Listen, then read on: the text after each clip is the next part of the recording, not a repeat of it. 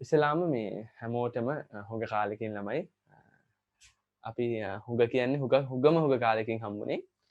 ඉස්සෙල්ලාම කියන්න ඕනේ 2020 A level පේපරේ සුපිරි මේ පේපරේ හොඳට හදලා තිබ්බ ළමයි ෆස්ට් පේපර් එකේ එන කට්ටිය අමාරුයි කියලා මේ දගලන්න හැදුවා. එහෙම අමාරු නෑ. ඕගොල්ලන්ගේ ක්ලාස් ආපු කට්ටියගෙන් 49 50න් 49 ගහපු දෙන්නෙක් ඉන්නවා. මැසනඩ් එකේ මම එදත් කිව්වා 48 ගහපු එක්කෙනෙක් ඉන්නවා. ඒ වගේම මැසනඩ් එකේ 46 මැසනඩ් එකේ 44 45 ඔහොම ගහපු ගොඩාක් අය ඉන්නවා. සමස්ත පන්තියට ආපු කට්ටියගෙන් 40ට වඩා වැඩි. ඒ කියන්නේ ෆස්ට් පේපරේට 80ට වඩා වැඩි කට්ටිය. ෆස්ට් පේපර් එකට 80ට වඩා වැඩියෙන් ගත්ත කට්ටිය බහුතරයක් 60ක් විතර ඉන්නවා. අන්තිම කාලේ ආපු ළමයිනුත් ඒ කියන්නේ ලොකුවට වැඩ නොකරපු ළමයි පවා ළමයි අන්තිම කාලේ මහන්සිලා හොදට ෆස්ට් පේපර් එක කරලා තිබ්බා. සෙකන්ඩ් පේපර් එක නම් කතා කරලා වැඩක් නැහැ. මොකද ඒ තරම්ම සෙකන්ඩ් පේපර් එක ලේසි. අපි අන්තිම දවසේ මේක කියන්න එපා කාටවත් එක්සෑම් එකට කලින් අන්තිම දවසෙත් Zoom session එකක් කරා. මෙන්න මේ ටික බලන් යන්න කියලා ඒගොල්ලන්ට පේපර් එකක් දුන්නා. ඒ වයින් ගොඩක් ඇවිල්ලා තිබ්බා. ඔයගොල්ලන්ගේ යාළුවෝ අයියලා අක්කලා ඉන්නවනේ ඕනතරම්. ඒගොල්ලන්ගෙන් අහලා බලන්න. එනිසා දැන් ඒගොල්ලොත් එක්ක ඒගොල්ලන්ට කොරෝනා ආරෝමයේ ප්‍රශ්න ගොඩක් ආවා. දැන් ඕගොල්ලන්ට ඊට වඩා ප්‍රශ්නයක් ළමයි. යා මේක තාම ඕගොල්ලෝ පළවෙනි පාඩම යන්නේ. ඕගොල්ලන්ගේ අවුරුදු 2කමාරක් සාමාන්‍යයෙන් ඒ ලෙවල් කරනවනේ. දැන් ඕගොල්ලන්ගේ මාස 6ක් ඉවරයි. ඒ නිසා තව ඕගොල්ලන්ට පේනවා ලොකු කාලයක් තියෙනවයි කියලා. නමුත් එහෙම නැහැ. අනිත් ඈත් එක්ක බලද්දි එහෙම ලොකු මේ කාලයක් නෑ ඔයගොල්ලන්ට. මොකද කලින් කට්ටියට මේ සිලබස් එක කරන්න අවුරුදු 2කමාරක් හම්බුණා. ඕගොල්ලන් තාම පළවෙනි පාඩම යන්නේ ඉස්කෝලේ වල. හැමතැනම පළවෙනි පාඩම. ඕගොල්ලන් දැන් අවුරුද්දයි මාස 10යි තව තියෙන්නේ. එනිසා ඔබ හිතනවා වගේ මේක ලේසි වැඩක් නෙවෙයි. ඔබ මේ විදිහත් පහුවෙලා ඉන්නේ. තව සෙල්ලම් කරන්නේ නැතුව මේ වැඩේට හොඳට සහභාගී වෙන්න. ඊළඟට දැන් අපි මේ දවස් ටිකේ ගොඩක්ම මම ළමයි ප්‍රමුඛත්වය දෙන 2021 ළමයිට ඒගොල්ලන්ගේ හැමදාම ඔන්ලයින් ක්ලාස් එකක් යනවා. ඕගොල්ලන්ගෙත් මම බලලා ඔන්ලයින් ක්ලාස් එකක් ගන්නවා. අද මම මේ සාකච්ඡා කරන්නේ පරණ ඒවා. අපි කලින් කරපුවා ඕගොල්ලන්ට මොන හරි නොතේරුණු තැන් තියෙනවා නම් පන්ති අහගන්න බැරි වෙච්ච ඒවා තියෙනවා නම් මෙතනින් අහන්න. අදින් පස්සේ දිගටම ඕගොල්ලන්ට MCQ 5ක එහෙම පේපර්ස් හම්බෙනවා. ඒවා දිගින් දිගටම කරන්න ළමයි. මොකද දැන් අපි හොඳ වැඩපිළිවෙලක් එක ගියේ නැත්තම් ඔබටත් අන්තිමට විභාගේ අමාරුයි කියලා දුක් වෙන්න වෙනවා. ඒ නිසා මම කිව්වේ මම ඒක වගේම මට හොඳ රෑන්ක් එකක් ඕනේ හැම වෙලේම කැම්පස් යන්න පුළුවන්, ජපුර යන්න පුළුවන් හොඳ රෑන්ක් එකක් ඕනේ. ඒකයි මම හැම වෙලේම කියන්නේ මේ 49 ගත්ත කට්ටිය නේ. ඒ කියන්නේ ඒගොල්ලන්ට 98යිනේ ළමයි. 98යි කියලා කියන්නේ අනිවාර්යෙන් හොඳ ලංකාවේ ස්ථානයක් එනවා ඒගොල්ලන්ට. මම කියන්නේ ඒක වගේම තමයි ඕගොල්ලෝ මේ වගේ මෙතන කීප දෙනෙක් ඉන්න ඕනේ 20ක්වත් මේ වගේ ලකුණුකුත් ස්කෝර් කරන. නිසා එතනට යන්න උත්සාහ කරන්න. ගොඩක් ක්ලාසස් වල කටින මම දැක්ක සර්ලා එහෙම මේ වොයිස් ක්ලිප් එකක් දාලා පේපරේ අමාරු අරකයි මේකයි කියලා. ඒත් අපේ ක්ලාසස් ආපු කට්ටිය ගොඩක් කට්ටිය හොඳටම කරලා තිබ්බා. ඔයගලන්ට ඒක මේ පාර රිසල්ට් එකෙන් බලන්න පුළුවන්. හරි. මම ඔයගලන්ව දැනුවත් කරේ මේ ඔයගොල්ලෝ දැනගන්න ඕනේ මේ ලෙවල් පේපරේ කොහොමද උනේ මොකද උනේ කියලා. සෙකන්ඩ් පේපර් එකත් එක්ක බලද්දි ෆස්ට් එකේ යම්තාක් ටිකක් අමාරුයි. ගිය අවුරුද්ද තරම් ෆස්ට් එක ලේසි නෑ. ඒ කියන්නේ පළවෙනි ප්‍රශ්න පත්‍රයේ MCQ 50 ගිය අවුරුද්ද තරම් ලේසි නෑ. ගිය අවුරුද්ද මාරම ලේසි. මේ අවුරුද්ද චුට්ටක් අමාරුයි. ඒත් හොඳට ලකුණු ගත්ත කට්ටිය හිටියා. අහන එක්කෙනා ළමයි 40ට වැඩි. සමහර අය 30 අන්තිමට පන්ති ආපු කට්ටිය 32යි. ඔය ෆුට්බෝල් ගහලා ආපුන් අන්තිමට ඔය ක්‍රිකට් ගහලා ආපුන් අන්තිම මාස දෙක තුනේ පාඩම් කරපු කැඩේට් කරපු අය 36 34 අරන් තිබ්බා. ඒ කියන්නේ මේක තනිකරම තියෙන්නේ ඔබේ අතේ අන්තිම කාලේ ඒගොල්ලෝ මහන්සිලා හොඳ රිසල්ට් එකක් ගත්තා. ඔයගොල්ලෝ අන්තිම වෙනකන් ඉන්න එපා. දැන්ම මහන්සිලා මේ වැට්ටි කරන්න. ඔබට හැම වෙලේම මම කියන්නේ තීරණ දෙකයි තියෙන්නේ. එකක් තමයි ඔබට පුළුවන් මේ කාලේ නිකන් හැමෝම වගේ විනෝදෙන් ඉන්න. ඒක ඔබ එක තේරීමක්. අනිත් එක තමයි ඔබට මේ කාලේ මහන්සි වෙලා වැඩ කරන්න පුළුවන්. ඒක ඔබේ අනිත් තේරීම. ඔබ තමයි තීරණය කරන්නේ. ඔබ අර ලේසියෙන් hina වෙලා විනෝදෙන් ඉන්න කොටේ වැටෙනවද? ඒ වගේම නැත්තම් විනෝද වෙලා hina වෙලා සෙල්ලම් කරලා ඒ අතර පැය දෙකක් පාඩම් කරන කොටේ වැටෙනවද කියලා. ඒක ඔබේ අතේ තියෙන්නේ. මොකද ප්‍රතිඵලය මගේවත් කාගේවත් නෙමෙයි ඔබේ. ඒ නිසා මෙතන ඉන්නවා හොඳ දක්ෂ කට්ටියක්. හොඳ දක්ෂ පරම්පරාවක් ඉන්නවා. ඒ නිසා මම දෙන එකම උපදේශ ඕගොල්ලන්ට ළමයි චුට්ටක් මහන්සි වෙලා මෙතන මේ වැඩේ කරන්න. එතකොට අනිවාර්යයෙන්ම ඕගොල්ලන්ට මේ මාස දෙක මේ රේස් එකක් නම් ළමයි දැන් ඔය රේස් එක පටන් ගත්ත විතරනේ ඕගොල්ලෝ. දැන් පටන් ගත්ත තැනම කට්ටිය ඉන්ටර්වල් අරන් තියෙන්නේ. ඇයි දැන් මේක විනෝද සමය වගේ ළමයි ඒගොල්ලන්ට. ගොඩක් කට්ටිය මේ වෙලාවේ වැඩ කරන්නේ. නමුත් ඔබට මේක අවස්ථාවක්, හොඳම අවස්ථාවක් ළමයි වැඩ කරන්න. සහ මේ හැමෝම කරන්නේ නැති වෙලාවේ වැඩ ටිකක් කරලා මේ වැඩේ හොඳට ගොඩ දාගන්න ඕගොල්ලන්ට තියෙන හොඳ අවස්ථාවක්.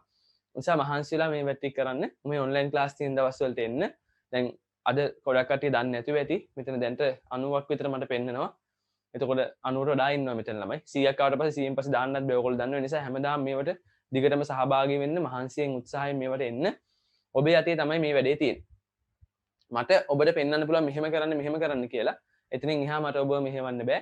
ඔයගොල්ලන්ට හෝම්වර්ක් කිට් එකක් හම්බෙයි. ඒකත් හෝම්වර්ක් වැඩ ටිකක් හම්බේ ඒ ටිකක් මහන්සියෙන් කරන්න ඕකොල්ලොම තමයි මේ වැඩේ කරන්න ඕනේ මම කොච්චර කිව්වත් වැඩක් නැහැ ඕකොල්ලොම මහන්සිලා පැයක් හරි වෙන් කරන්න මේ ස්ටඩීස් වලට මේක විනෝද කාලේ කරගන්න එපා මොකද ඒ ලෙවල් වලට තියෙන්නේ අවුරුද්දයි මාස 10ක් විතරයි ඕකොල්ලන්ගේ දැනටමත් මාස 8ක් ඉවරටම ඉවර වෙලා තියෙන්නේ අවුරුදු දෙකමාරක් තියෙනවනේ දැන් මාස 8ක් ඉවරයි ඒ නිසා මහන්සිලා වැඩ කරන්න හොඳ රිසල්ට් එකක් ගන්න හරි අද මම කතා කරන්න යන්නේ ළමයි අපි මේ වෙනකම් පළවෙනි පාඩමේ කරපු මුල් කොටසේ ෂෝට් නෝට් එකේ තියෙන කාරණා ටික උඩින් උඩින් මතක් කරගන්න ඕනේ මොකද මම දන්නවා ආර්ථික පද්ධති ගැන කතා කරන්න ගියොත් ඕගොල්ලෝ මෙතන කිසිම දෙයක් මතක නැහැ ඒ නිසා මුල ඉඳලා මම මේ ටික කතා කරන්න යන්නේ ඇහෙන්නේ නැත්නම් කාට හරි එහෙම ඇහෙන්නේ නැති ප්‍රශ්නයක් තියෙනවා නම් කවුරු හරි මේ ඇහෙන්නේ නැති අය ඉන්නවා නම් අර ඕගොල්ලන්ගේ හෙඩ්සෙට් එක තියෙන ඒක ක්ලික් කරලා ඒක කතරයක් දාලා තියෙයි ඒක ක්ලික් කරලා ඒක ඔන් කරගන්න මේ ඊට පස්සේ ඒත් ඇහෙන්නේ නැත්නම් ආයෙ ලීව් වෙලා ආයෙ එන්න හරි ළමයි ඉස්සෙල්ලාම අපි කතා කරා ආර්ථික විද්‍යාව හැදින්වීම ගැන. දැන් මේක හැමෝම අහගෙන ඉන්න. ඔයගොල්ලෝ ඔයගොල්ලන්ගේ මතකය ආවර්ජනය කරන්න අලුත් කරුණු මොනවා හරි කියනවනම් මෙතනින් ලියා ගන්න. මම මේ දවස් දෙකක් විතර අපි කලින් කරපුවා කරනවා. ඊට පස්සේ අපි අලුත් ටික කරමු. හරි. ළමයි. දැන් මේ කතාව වගේ අහගන්න. ආර්ථික විද්‍යාව හැදින්වීමේදී අපි කිව්වා ලෝකෙ ඉස්සර හිටපු මිනිස්සු මේ ආර්ථික විද්‍යාව කලාවක්ද විද්‍යාවක්ද කියන එකට තර්ක කරා. බහුතරගත සමහර කට්ටිය කිව්වා මේක කලාවක් කියලා. තව සමහර කට්ටිය කිව්වා නෑ මේක විද්‍යාවක් කියලා. ඒතකොට ඔහොම මේගොල්ලෝ තර්ක කරා. නමුත් ඇඩම් ස්මිත් කියන ආර්ථික විද්‍යාඥයා එක්ක පිරිසක් කිව්වා නෑ මේක ආර්ථික විද්‍යාවක් කියලා. ඕන් මේක විද්‍යාවක් කියලා කිව්වේ ඔන්න chat එකට දාන්න ළමයි. ඇයි අපි ආර්ථික විද්‍යාවක් කියලා කියන්නේ? අපි ඇයි ළමයි ආර්ථික විද්‍යාවක් කියලා කියන්නේ? මේ පාඩම් කරපුවාට මතක තියෙනවා. අපි විද්‍යාවක් කියන්නේ ඇයි ආර්ථික විද්‍යාව? very good. විද්‍යාත්මක ක්‍රමය අනුගමනය කරන නිසා. ඒ වගේම තමයි ළමයි අපි ආර්ථික විද්‍යාව සමාජ විද්‍යාවක් කිව්වා. කෙනෙක් කියන්නේ ඇයි අපි ආර්ථික විද්‍යාව සමාජ විද්‍යාවක් කියන්නේ? ඇයි අපි ආර්ථික විද්‍යාව සමාජ විද්‍යාවක් කියන්නේ?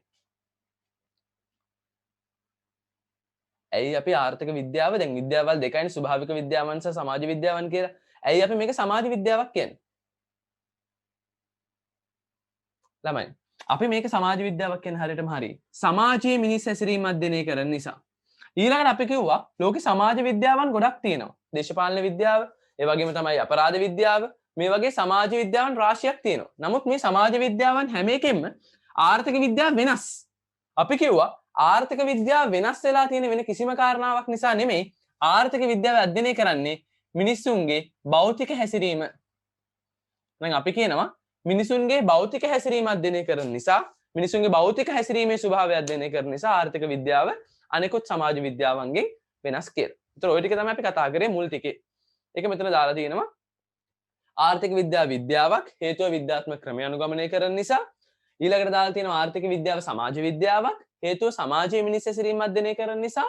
3 ආර්ථික විද්‍යාව අනෙක් සමාජ විද්‍යාවන්ගෙන් වෙනස් හේතුව අපි කතා කරන්නේ මිනිස් හැසිරීම වල භෞතික අංශය විතරයි. ඊට පස්සේ අපි කතා කරා තමයි අභිමතානුරූපී ප්‍රකාශය යථානුරූපී ප්‍රකාශය. දැන් මෙතනදී අභිමතානුරූපී සහ යථානුරූපී කියන ප්‍රකාශ කතා කරද්දී මම ඕකලන්ට කිව්වා යථානුරූපී කියලා කියන්නේ පළවෙනිම තර්කය තමයි ඔප්පු කරන්න පුළුවන්. ඔප්පු කළ හැක. ඒ වගේම යථානුරූපී ප්‍රකාශයක් නිවැරදි වෙන්නත් පුළුවන්, වැරදි වෙන්නත් පුළුවන්. ළමයි යථානුරූපී කියද්දී වැදගත් දේ හරිද වැරදිද කියන එක නෙවෙයි. යථානුරූපී ප්‍රකාශයක් හරි ප්‍රකාශයක් වෙන්නත් පුළුවන්. එහෙම නැත්නම් ඒක වැරදි ප්‍රකාශයක් වෙන්නත් පුළුවන්. යථානුරූපී හරි ඒවත් තියෙනවා වැරදි ඒවත් තියෙනවා. නමුත් මෙතන වැදගත්ම දේ ළමයි මේක ඔප්පු කරන්න පුළුවන් ප්‍රකාශයක්. යථානුරූපී ප්‍රකාශ ඔප්පු කරන්න පුළුවන්. මට ඒ කියන්නේ ටක්කටම කියන්න පුළුවන් මේක හරිද වැරදිද කියලා. එහෙම ප්‍රකාශ අපි යථානුරූපී කියලා කිව්වා. ඒ වගේම යථානුරූපී ප්‍රකාශයකින් විචල්්‍ය දෙකක් අතර සම්බන්ධය පෙන්වනවා. උදාහරණයක් මිල හා ප්‍රමාණය අතර ප්‍රතිලෝම සම්බන්ධයක්. විචල්්‍ය දෙකක් අතර සම්බන්ධය පෙන්නනවා. ඒ වගේම තමයි ළමයි මේක හැමෝටම පොදු වෙච්ච ප්‍රකාශ. ඒ කියන්නේ කාටවත් මේක කාගේවත් පුද්ගලයාගේ මතය අනුව වෙනස් වෙන්නේ නැති ප්‍රකාශයක්. ඊළඟට අභිමතානුරූපී කියලා කිව්වේ වචනයෙන්ම තියෙනවා. අභිමතානුරූපී පුද්ගලයා දකින්න කැමති දේ. පුද්ගලයා හරි කියලා විශ්වාස කරන දේ. ඒක හරි වෙන්නත් පුළුවන් වරදින්නත් පුළුවන්. පුද්ගලයා හරි කියලා විශ්වාස කරන දේ. අපි ඒකට කියනවා ළමයි මොනවා කියලාද? අභිමතානුරූපී ප්‍රකාශ. ඒක පුද්ගලයාගේ දේශපාලන එක්ක, ඒක පුද්ගලයාගේ සාර ධර්ම එක්ක, ඒක පුද්ගලයාගේ විනයත් එක්ක වෙනස් වෙනවා කියලා අපි කතා කරා. හරි. මට කියන්න ළමයි මම ප්‍රශ්නයක් අහනවා. මගේ ප්‍රශ්නේ තමයි සම්පත් හිගකම සෑම සමාජයකටම පොදුය. මේක මොන ප්‍රකාශයක්ද? යථානුරූපීද අභිමතානුරූපීද? සම්පත් හිගකම සෑම සමාජයකටම පොදුය. මේක යථානුරූපී ප්‍රකාශයක්ද අභිමතානුරූපී ප්‍රකාශයක්ද? very good. ගොඩක් අයට මතකයි. ගොඩාක් අය දානවා මෙතන යථානුරූපී නියමයි. මට මේකට උත්තරයක් දෙන්න. මට මේක කියන්නමයි. පරිසරයේ හිග සම්පතකට උදාහරණයකි. පරිසරය හිග සම්පතකට උදාහරණයකි. යථානුරූපීද අභිමතානුරූපීද? පරිසරය හිග සම්පතකට උදාහරණයකි. මේක යථානුරූපී ප්‍රකාශයක්ද අභිමතානුරූපී ප්‍රකාශයක්ද? very good ළමයි. මේකත් යථානුරූපී ප්‍රකාශයක්. පරිසරයේ හිග සම්පතකට උදාහරණයක් කිව්වම මේකත් යථානුරූපී ප්‍රකාශයක්. මට මේක කියන්න. ධනවත් පුද්ගලයන්ගෙන් ආදායම් බදු අය කළ යුතුයි. ධනවත් පුද්ගලයන්ගෙන් වැඩි වශයෙන් බදු අය කළ යුතුයි. ධනවත් පුද්ගලයන්ගෙන් වැඩි වශයෙන් බදු අය කළ යුතුයි. හරියටම හරි. මේක අභිමතානුරූපී ප්‍රකාශය. තමයි ඇත්තටම සමහර ළමයින තාම යථානුරූපී අභිමතානුරූපී බෑ 2021 වෙලත්. ඕගොල්ලන්ට ඇත්තටම සැලකිය යුතු ප්‍රමාණයකට ඒ කියන්නේ හැමෝටම වගේ හැමෝම දාන උත්තර හරි. ඒ නිසා මේක හොඳටම හොඳයි. තව එකකට අපි රජය විසින් උසස් පෙළ විභාගය 2021 උසස් පෙළ විභාගය ජනවාරි මාසය දක්වා කල් දැමිය යුතුයි. very good. ඒකත් ළමයි මොන ප්‍රකාශයක්ද? අභිමතානුරූපී ප්‍රකාශය. ඊළඟට මගේ ප්‍රශ්නේ. මම අහනවා මෙන්න මෙහෙම ප්‍රශ්නයක් ඕගොල්ලන්ගෙන්. මට කියන්න ශ්‍රී ලංකාවේ වර්තමාන විවෘත ආර්ථික ප්‍රතිපත්තිය රටට හිතකරය. වර්තමාන ශ්‍රී ලංකාවේ විවෘත ආර්ථික ප්‍රතිපත්තිය රටට හිතකරය. මේක මොන ප්‍රකාශයක්ද? වර්තමාන ශ්‍රී ලංකාවේ විවෘත ආර්ථික ප්‍රතිපත්තිය රටට හිතකරය. ඔන්න ඔතන ඔයගොල්ලෝ වැරද්දුවා. මේක ළමයි යථානුරූපී නෙවෙයි. මේක අභිමතානුරූපී. මේ වචනෙන් අල්ලන්න. හිතකරයි කියන එකෙන්ම අදහසක් එනවා. මේක හොඳයි හිතකරයි. ළමයි හිතකර කියන දේවල් පුද්ගලයෙන් පුද්ගලට වෙනස් වෙනවා. කෙනෙක් කියනවා විවෘත ආර්ථිකය කියලා කියන්නේ අපි භාණ්ඩ හදලා පිටරටවල වලට යවනවා. ඒ වගේම පිටරටවල භාණ්ඩ අපි ගෙන්න ගන්නවා. ඒ කියන්නේ රටවල් අතර වෙළඳාම් කරනවා. ඒතර කෙනෙක් කියන එක හොඳයි කියලා. හැබැයි තව කෙනෙක් කියනවා නෑ අපි රටවල් එක ගනුදෙනු කරපුවම අපේ දේශීය කර්මාන්ත කඩන් වැටෙනවා. අපි පිටරටින් කිරි ටික ගේනවා, අපි පිටරටින් වාහන ගේනවා. මෙහෙම ගේන්න ගත්තම ලංකාව ඇතුළේ නිෂ්පාදකයෝ නිෂ්පාදනය කරන්නේ නෑ. දේශීය නිෂ්පාදනයේ කඩන් වැටෙනවා. ඒ නිසා විවෘත වෙළඳාම් කරන්න එපා. වෙන රටවල් එක්ක වෙළඳාම් කරන්න එපා. පුද්ගල කට්ටියක් කියනවා කරන්න, තව කට්ටියක් කියනවා කරන්න එපා. එතකොට පුද්ගලයෙන් පුද්ගලට ප්‍රකාශය වෙනස්. එහෙනම් ඒකත් අභිමතානුරූපී ප්‍රකාශයක්. මේක A level paper එකක්. මට කියන්න ශ්‍රී ලංකාව නැත්නම් ගෙවල් කුලී සඳහා රජය අවම මිලක් පැනවිය යුතුයි. ගෙවල් කුලී සඳහා රජය අවම මිලක් පැනවිය යුතුයි. මේක මොන ප්‍රකාශයක්ද? very good. මේක අභිමතානුරූපී ප්‍රකාශයක්. හොඳයි. ඊළඟට ඔන්න මේකෙන් එළවලු ප්‍රශ්නයක් තිබ්බා. සූක්ෂම ආර්ථික විද්‍යාව සහ සාර්වාර්ථික විද්‍යාව. ආර්ථිකයේ තනි ඒකකයක හැසිරීම අධ්‍යයනය කිරීම සූක්ෂමයි. සමස්ත ආර්ථිකය ගැන අධ්‍යයනය කිරීම සාර්වයි. දැන් ඔයගොල්ලෝ මේක පේනවද දන්නේ නැහැ මං හිතන්නේ. සූක්ෂම ආර්ථික විද්‍යාව කියලා කියන්නේ ආර්ථිකයේ පද්ධතියක කුඩා ඒකකවල හැසිරීම අධ්‍යයනය කිරීම. තනි ඒකකවල හැසිරීම අධ්‍යයනය කරනවා නම් ඒක සූක්ෂමයි. එක පාරිභෝගිකයෙක්, එක ශ්‍රමිකයෙක්, එක භාණ්ඩයක්. එකක හැසිරීම අධ්‍යයනය කරනවා නම් සූක්ෂමයි. භාණ්ඩයක ඉල්ලුම, භාණ්ඩයක සැපයුම, අන්න මේ වගේ එකක්. එක පවුලක ඉල්ලුම, නිෂ්පාදන ආයතනයක පිරිවැය, මේ එකක ඒවා කරනවා නම් මේක සූක්ෂමයි. සාර්වයි කියලා කියන්නේ සමස්තය හැසිරීම. සමස්ත භාණ්ඩවල මිල මට්ටම. අපි ඒකට කියනවා පොදු මිල මට්ටම කියලා. ඊළඟට තව ගත්තොත් ළමයි විරැකියාව. සමස්ත රටේමනේ ළමයි විරැකියාව. ගෙයුම් ශේෂය, විදේශ විනිමය, ඔය වගේ ආර්ථික වර්ධනය. මෙන්න මේ වගේ කාරණා මුළු රටටම පොදු වෙච්ච කාරණා අපි කියනවා සාර්වයි කියලා. තනි ඒකකයක් නම් සූක්ෂමයි, සමස්තය ගැන අධ්‍යයනය කරනවා නම් සාර්වයි. දැන් මට උත්තර ඕනේ හිගකම සූක්ෂමද සාර්වද? හිගකම කියන සංකල්පය සූක්ෂමද සාර්වද? ඔන්න පටල ගන්නවා ළමයි. හිගකම කියන්නේ සූක්ෂම ආර්ථික විද්‍යාත්මක සංකල්පයක්. ඕනනම් ඔයගොල්ලන්ගේ නෝට් වල ළඟින් ලියා ගන්න හිගකම සූක්ෂමයි. තේරීම තමයි තේරීම හිගකම සූක්ෂමයි. තේරීම also සූක්ෂමයි. ළමයි හිගකමත් සූක්ෂමයි, තේරීමත් සූක්ෂමයි. එතකොට ආවස්තික පිරිවැය මේක සූක්ෂමද? ආවස්තික පිරිවැය සූක්ෂමයි. එහෙනම් හිගකම, තේරීම, ආවස්තික පිරිවැය කියන මේ සංකල්ප තුනම සූක්ෂම ආර්ථික විද්‍යාත්මක සංකල්ප. එතනින් නවතින්න එපා. අපි තව ටිකක් ඉස්සරහට යමු ළමයි. අපි කිව්වොත් නිෂ්පාදන ආයතනයක් ලාභ උපරිම කිරීම. සූක්ෂමද සාර්වද? නිෂ්පාදන ආයතනයක් ලාභ උපරිම කිරීම.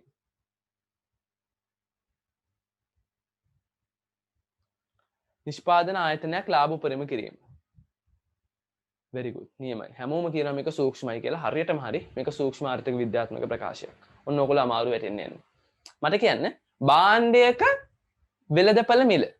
භාණ්ඩයක වෙළඳපළ මිල. භාණ්ඩයක වෙළඳපළ මිල. ළමයි භාණ්ඩයක වෙළඳපළ මිල කිව්වත් එක භාණ්ඩයක ඒ නිසා ඒක සූක්ෂමයි. භාණ්ඩ එකක්නේ. භාණ්ඩයක වෙළඳපළ මිල කිව්වත් ඒක සූක්ෂමයි. රබර් වල මිල ඒත් සූක්ෂමයි. තේ වල මිල ඒත් සූක්ෂමයි. එක භාණ්ඩයක් එක භාණ්ඩයක් නම් ඒක සූක්ෂම වෙනවා. ඔන්න මේක කල්පනාවෙන් කියන්නේ. ආණ්ඩුව රජයේ බදු අය භාරය 105කින් ඉහළ දැමීමට තීරණය කර ඇත. ආණ්ඩුව රජයේ බදු අය භාරය 105කින් ඉහළ දැමීමට තීරණය කළ ඇත. ඔන්න මේකේ ඔයගොල්ලෝ පැටලෙනවා. ගොඩක් කට්ටිය සාරෝ කියන සමහර අය සූක්ෂම කියනවා. ළමයි ආණ්ඩුව කරන ක්‍රියාකාරකම් ආණ්ඩුව කරන දේවල් ඒවා සූක්ෂමයි. ඇයි ඒ? ආණ්ඩුව කියන්නේ තනි ඒකකයක්. තනි ඒකකයක හැසිරීම සූක්ෂමයි. එහෙනම් ආණ්ඩුව බදු අය භාරය වැඩි කරයි කියපුවම මේක සූක්ෂමයි. මේ තර්කේ පැහැදිලිව තේරුම් ගන්න. ආණ්ඩුව කියන්නේ තනි ඒකකයක් එක්කෙනෙක්. එතකොට ඒක ආණ්ඩුවේ හැසිරීම ආණ්ඩුව බදු අය භාරය වැඩි කිරීම අඩු කිරීම ඒක සූක්ෂමයි. මට මේක කියන්න. රජයේ වියදම් 2018 වර්ෂයේ 14.3යි. රජයේ වියදම 2018 වර්ෂයේ දළදේශීය නිෂ්පාදිතයෙන් 18.3යි. මේක රාජ්‍ය වියදම් දළදේශීය නිෂ්පාදිතයෙන් 14.3යි. මේක සාර්වයි. රාජ්‍ය වියදම කියපුවම රාජ්‍ය ආදායම කියපුවම රාජ්‍ය අයවැය කියපුවම ඒව සාර්වයි. තමයි ඒ සංකල්ප සාර්වයි. ආදායම රාජ්‍ය වියදම රාජ්‍ය ණය ඒ සංකල්ප සාර්වයි. හැබැයි ඒවා ආණ්ඩුව මෙහෙවනවයි කියන එක. ආණ්ඩුව ඒවා අඩු වැඩි කරනවයි කියලා කිව්වොත් ආණ්ඩුව ඒවට බලපෑම් කරනවයි කියලා කිව්වොත් ඒක සූක්ෂම වෙනවා. ආණ්ඩුව මැදිහත් වෙලා ක්‍රියාකාරකමක් කරොත් ඔය ආදායම වියදම ණය ඒ වගේ දේවල් වලට ඒක සූක්ෂමයි. එහෙම නැතු ආණ්ඩුවේ වියදම කිව්වොත් ආණ්ඩුවේ ආදායම කිව්වොත් ආණ්ඩුවේ ණය මෙන්න මෙච්චරයි 70%යි ආණ්ඩුවේ අයවැය ගිය ඍණ 5.3යි. ඔහොම කිව්වොත් ඕකක් අපි කියනවා සාර්වයි කියලා. හැබැයි ආණ්ඩුව 5.3කින් වැඩි කරා 1.2කින් අඩු කරා වියදම 2.5කින් අඩු කරා අන්න ඔහොම ආණ්ඩුව කරන ක්‍රියාකාරකම් සූක්ෂමයි. හැබැයි ආණ්ඩුවේ තියෙන රජයේ බදු අය භාරය රාජ්‍ය වියදම රාජ්‍ය ණය මෙන්න මේ වගේ සංකල්ප සාර්වයි. ඊළඟට මෙතන හතරයි දාලා තියෙන අපි දන්නවා ආර්ථික විද්‍යාව උපකල්පන පහක් තියෙනවා. තාර්කික මිනිසා සාමාන්‍ය මිනිසා ඊළඟට අනිකුත් දැන වෙනස්ව පවතී සමතුලිතය තව එකක් තියෙනවා. පුළුවන් නම් කියන්න. මෙතන හතරයි තියෙන්නේ. ඔන්න පාඩම් කරාද කියලා බලන්න පුළුවන්. මෙන්න හතර පෙන්නන්න. තාර්කික මිනිසා හරිනේ. දාන්න කලින් කියන නෝට් එක ළඟ තියෙන්නේ නේ. තාර්කික මිනිසා සාමාන්‍ය මිනිසා සමතුලිතය අනිකුත් දැන වෙනස්ව පවතී සහ ස්වාර්ථය. ස්වාර්ථය. හරි. ඊළඟට අපි මේකට කලින් හිගකමට ගිහිල්ලා ඉමු ළමයි. ඔයගොල්ලන්ට මතක නම් හිගකම කියලා කියන්නේ මේ අවුරුද්දේ ප්‍රශ්නයක් තිබ්බලම හිගකම යන නිර්වචනය කොට 2020 එළවලු තිබ්බ හිගකම යන නිර්වචනය කොට එය නිෂ්පාදන හැකියා මායිම් වක්‍රයක දක්වන ආකාරය පෙන්වන්න. හැකියා මායිම් තියෙන ආර්ථික පද්ධති වලින් පස්සේ කියන්නේ අපිට ඊළඟට කතා කරන්න තියෙන කොටස තමයි හැකියා මායිම් කියන්නේ. හරි. මේ බලන්න. හිගකම යන සංකල්පය පැහැදිලි කරන්න. ළමයි හිගකම කිව්වම මේක කියන්න ඕන කාරණා දෙකයි. එකක් තමයි හිගකම කියන්නේ සම්පත් සීමිතයි. මොනවට සාපේක්ෂවද ළමයි? සම්පත් සීමිත මොනවට සාපේක්ෂවද? සම්පත් සීමිතයි කියලා බෑ. සම්පත් සීමිතයි, ඌවමනා අසීමිතයි. එහෙනම් මේක නිර්වචනය කරන්නේ අසීමිත ඌවමනාවන්ට සාපේක්ෂව සමාජයේ සතු සම්පත් සම්භාරය ප්‍රමාණවත් නොවීම. මේකෙදී අපි ලක්ෂණ 6ක් කිව්වා. ඉස්ලාම හිගකම කියන්නේ මොන සංකල්පයක්ද? සාපේක්ෂ සංකල්පයක්. කාට සාපේක්ෂයිද? මිනිසුන්ගේ වමනාවල සාපේක්ෂයි. ඒ කියන්නේ සම්පත් හිගයි, සම්පත් ප්‍රමාණවත් නෑ. මොනවට සාපේක්ෂවද? වමනාවන්ට සාපේක්ෂව. දෙක හිගකම කියන්නේ සෑම සමාජයකටම පොදුයි. ඇමරිකාවෙත් හිගකම තියෙනවා සෑම රටකටම පොදුයි. ඇමරිකාවෙත් හිගකම තියෙනවා, ලංකාවෙත් හිගකම තියෙනවා, ඊට පස්සේ ස්වීඩනයේ තියෙනවා, ලෝකෙ හොඳම රටක් නෝර්වේ තියෙනවා. ඔය හැම රටකම ළමයි හිගකම තියෙනවා. ඒ කියන්නේ සෑම සමාජයකටම පොදුයි. ඒ වගේම තමයි හිගකම කියන්නේ දිලිදුකම නොවේ. ඒ ඊළඟ කතාව. තමයි අපි කිව්වා හිගකම කියන්නේ දිලිදුකම නෙවෙයි. දුප්පත් කියලා කියන්නේ හිගකම නෙවෙයි. ලෝකේ ධනවත්ම පුද්ගලයා ජෙෆ් බෙසෝස්ට පවා ළමයි තියෙන්නේ පැය 24. ලෝකේ ධනවත්ම පුද්ගලයාට තියෙන්නේ පැය 24ක් විතරයි. එතකොට එයාටත් කාලය කියන සම්පත හිගයි. ඔහුටත් ඔහුගේ උමනත් එක්ක බලද්දි තව සම්පත් ගන්න සල්ලි මදි. දැන් ඉලොන් මාස්ක් කියනවා ළමයි එයා තමයි ලෝකේ 4 වෙනිට ධනවත්ම එක්කෙනා. එයාට තව සල්ලි ටිකක් තිබ්බනම් මෙයා එයාගේ පරීක්ෂණ වැඩි කරනවා. එයා ගහරු වල ජනාවාස පිහිටවන්න ඉන්නේ. එයා කියනවා මට තව සල්ලි ටිකක් තිබ්බනම් මම මේ පරීක්ෂණ තව දියුණු කරනවා කියලා. එතකොට අපි කිව්වා හිගකම කියන්නේ සාපේක්ෂ සංකල්පයක්. හිගකම කියන්නේ සෑම සමාජයකටම පොදුයි. හිගකම කියන්නේ දිලිදුකම නෙවෙයි. ඊළඟට අපි කියනවා හිගකම කියන්නේ తాවකාලික තත්වයක් නොවේ. දැන් උදාහරණයක් තමයි ළමයි తాවකාලික තත්වයක් නොවේ කියන්නේ කාලයක් සමහර කාලවලට අපි කියනවා මොනවා නැද්ද? අල නැහැ. සමහර කාලවලට වී නැහැ. තව සමහර කාලවල තියෙනවා ඒ කාලවල වලට බිස්කට් නැහැ. දැන් කාලයක් තිබ්බා මාස්ක් එකක් හොයාගන්න නැහැ. සැනිටයිස් එකක් හොයාගන්න නැහැ. එතකොට එහෙම යම්කිසි කෙටි කාලයකට බාණ්ඩ වෙළඳපොලේ නෑයි කියලා කියන්නේ ඒක හිගකම නෙමෙයි. අපි ඒකට නමක් දුන්නා මොකද්ද? අන්න ඒක නම ඒකේ නම කියන්නේ යම්කිසි తాවකාලික කාලයකට తాවකාලිකව වෙළඳපොලේ බාණ්ඩ නැති වෙන එකට මම නමක් කිව්වා උගන්වද්දි. මොකද්ද? අපි කිව්වා ඒක හිගකම නෙමෙයි. ඒකට මම නමක් කිව්වා. very good. ඒකට මම කිව්වා හිඟය කියලා. එහෙම తాවකාලිකව බාණ්ඩ නෑයි කියලා කියන්නේ ඒක හිඟය. එහෙම නැත්නම් අපි කියනවා සැපයු මූණතාවය. හරියට සපයන නෑ. හිඟය. එහෙනම් හිඟයක් තියෙන්න පුළුවන්. එතකොට අපි කියනවා මේ හිඟයයි හිගකමයි දෙකක්. හිගකම කියලා කියන්නේ සදාකාලික තත්ත්වයක්. ඒක මුළු ලෝකෙ ඉවර වෙනකම්ම තියෙනවා. හැබැයි හිගය කියන එක අද තිබ්බා. ඒක తాවකාලිකයි. නැවත නැති වෙලා යන්න පුළුවන්. එතකොට හිගකම කියන සංකල්පේ తాවකාලික එකක් නෙමෙයි. ඒ කියන්නේ හිගකම හිඟයෙන් වෙනස්. හිඟය කියන්නේ తాවකාලිකව වෙළඳපොලේ බාණ්ඩ නැහැ කියන එක. ඒක හිගකම නෙවෙයි. හිගකමේදී తాවකාලිකව නෙමෙයි සදාකාලිකව හිගකම කියන දේ තියෙනවා. ඊළඟට අපි කිව්ව ළමයි හිඟකම කියන්නේ අකාර්යක්ෂමතාවය නෙමෙයි. ඒ කිව්වේ ඔබයි මායි එකතු වෙලා මේ තියෙන සම්පත් ඊටාම පරිමැස්මෙන් පාවිච්චි කරමු. එකක්වත් අපතේ දාන්න නැතුව මේ තියෙන සම්පත් ටික අපි දෙකොල්ල එකතු වෙලා පාවිච්චි කරත් ලෝක හිඟකම නවතින්නේ නැහැ. ළමයි හිඟකම කියන්නේ ඔබ සම්පත් අකාර්යක්ෂමව පාවිච්චි කරන එක නෙවෙයි. ඔබ කොච්චර සම්පත් කාර්යක්ෂමව පාවිච්චි කළත් හිඟකම තියෙනවා ඔබේ උවමනා අසීමිත වෙන තාක්කල්. ඕගොල්ලන්ට හැමදාම අලුත් දේවල් ඕනේ. හැමදාම ඔයගොල්ලෝ තව දේවල් බලාපොරොත්තු වෙනවා. එකක් සපුර ගත්තට පස්සේ තව එකක් ඕනේ. ඔබේ අසීමිත උවමනත් එක්ක කොච්චර සමාජ සම්පත් තිබ්බත් ඒවා ප්‍රමාණවත් නෑ. නිසා හිගකම නැති වෙන්න නම් එක්ක ඔබේ උවමනා සීමිත වෙන්න ඕනේ. එහෙම නැත්නම් ඔබේ සම්පත් අසීමිත වෙන්න ඕනේ. එතන මම ඒ ටික කතා කරා. ළමයි ඊට පස්සේ දීලා තියෙන අවශ්‍යතා සහ උවමනා ගැන. මේවා ඉතින් ඔයගොල්ලෝ BS වල ඕන තරම් කතා කරනවා. මම නිකන් ටිකක් කියන්නම්. අවශ්‍යතා කියලා කියන්නේ මිනිස්සු ජීවත් වෙද්දී අනිවාර්යයෙන්ම සපුරා ගන්න ඕන දේවල්. ඒවා ඊටාම සීමිත ප්‍රමාණයක් තියෙන්නේ. ඒවා හැමෝටම පොදුයි. ඒවා නැතුව මිනිස්සුන්ට ජීවත් වෙන්න බෑ. අපි කියනවා ජීවත් වීම සඳහා අවශ්‍ය අවම දේවල්. ජීවත් වීම සඳහා අවශ්‍ය අවම දේ. ඒ ටිකවත් නැත්තම් ජීවත් වෙන්න බෑ. උවමනා කියලා කියන්නේ අර කියපු අවශ්‍යතාවය සපුර ගන්න පුළුවන් ක්‍රම. ඔන්න ආහාර කියන්නේ අවශ්‍යතාවයක්. ඒක සපුර ගන්න පුළුවන් බත්, පාන්, පීසා ඒව තමයි උවමනා කියලා කියන්නේ. හරි. ඒතර උවමනා කියන ඒවා පුද්ගලයෙන් පුද්ගලයට විවිධයි. උවමනා කියන්නේ අපි උවමනාවේ ලක්ෂණ පහක් කතා කරා. එකක් අපි කිව්වා උවමනා විවිධයි. පුද්ගලයෙන් පුද්ගලයට විවිධයි. දෙක කිව්වා අපි උවමනා අසීමිතයි. එකක් ඉවර කරගත්තට තව එකක් ආය ඇති වෙනවා. ඒ කියන්නේ හැමදාම උවමනා ඇති වෙනවා. ඒ කියන්නේ උවමනා අසීමිතයි. අපි කිව්වා උවමනා අසීමිතයි කිව්වා. ඊළඟට අපි කිව්වා උවමනා විවිධයි කිව්වා. ඒ වගේම උවමනා නිර්මාණය කළ හැක. ව්‍යාපාරිකයෝ දවසින් දවස උවමනා නිර්මාණය කරනවා. ඔවුන් අපිව සෙල්ලමක් කරගෙන ළමයි උවමනා අලුතෙන් හදනවා. දැන් උදාහරණයක් ඉස්සර ෆෝන් ආපුවම මේ වල ගේම් තිබ්බේ නැහැ. නමුත් දැන් උවමනාවක් හදලා තියෙන ෆෝන් එකක් ගන්නවා ගේම් එකක් ගහන්න ඕනේ. එතකොට ඊට පස්සේ දැන් ඉස්සර ඔය ටෙලිග්‍රෑම් එහෙම YouTube වල දැම්මේ නැහැ. නමුත් දැන් උවමනාවක් හදලා ටෙලිග්‍රෑම් එකක් YouTube වලත් බලන්න පුළුවන්.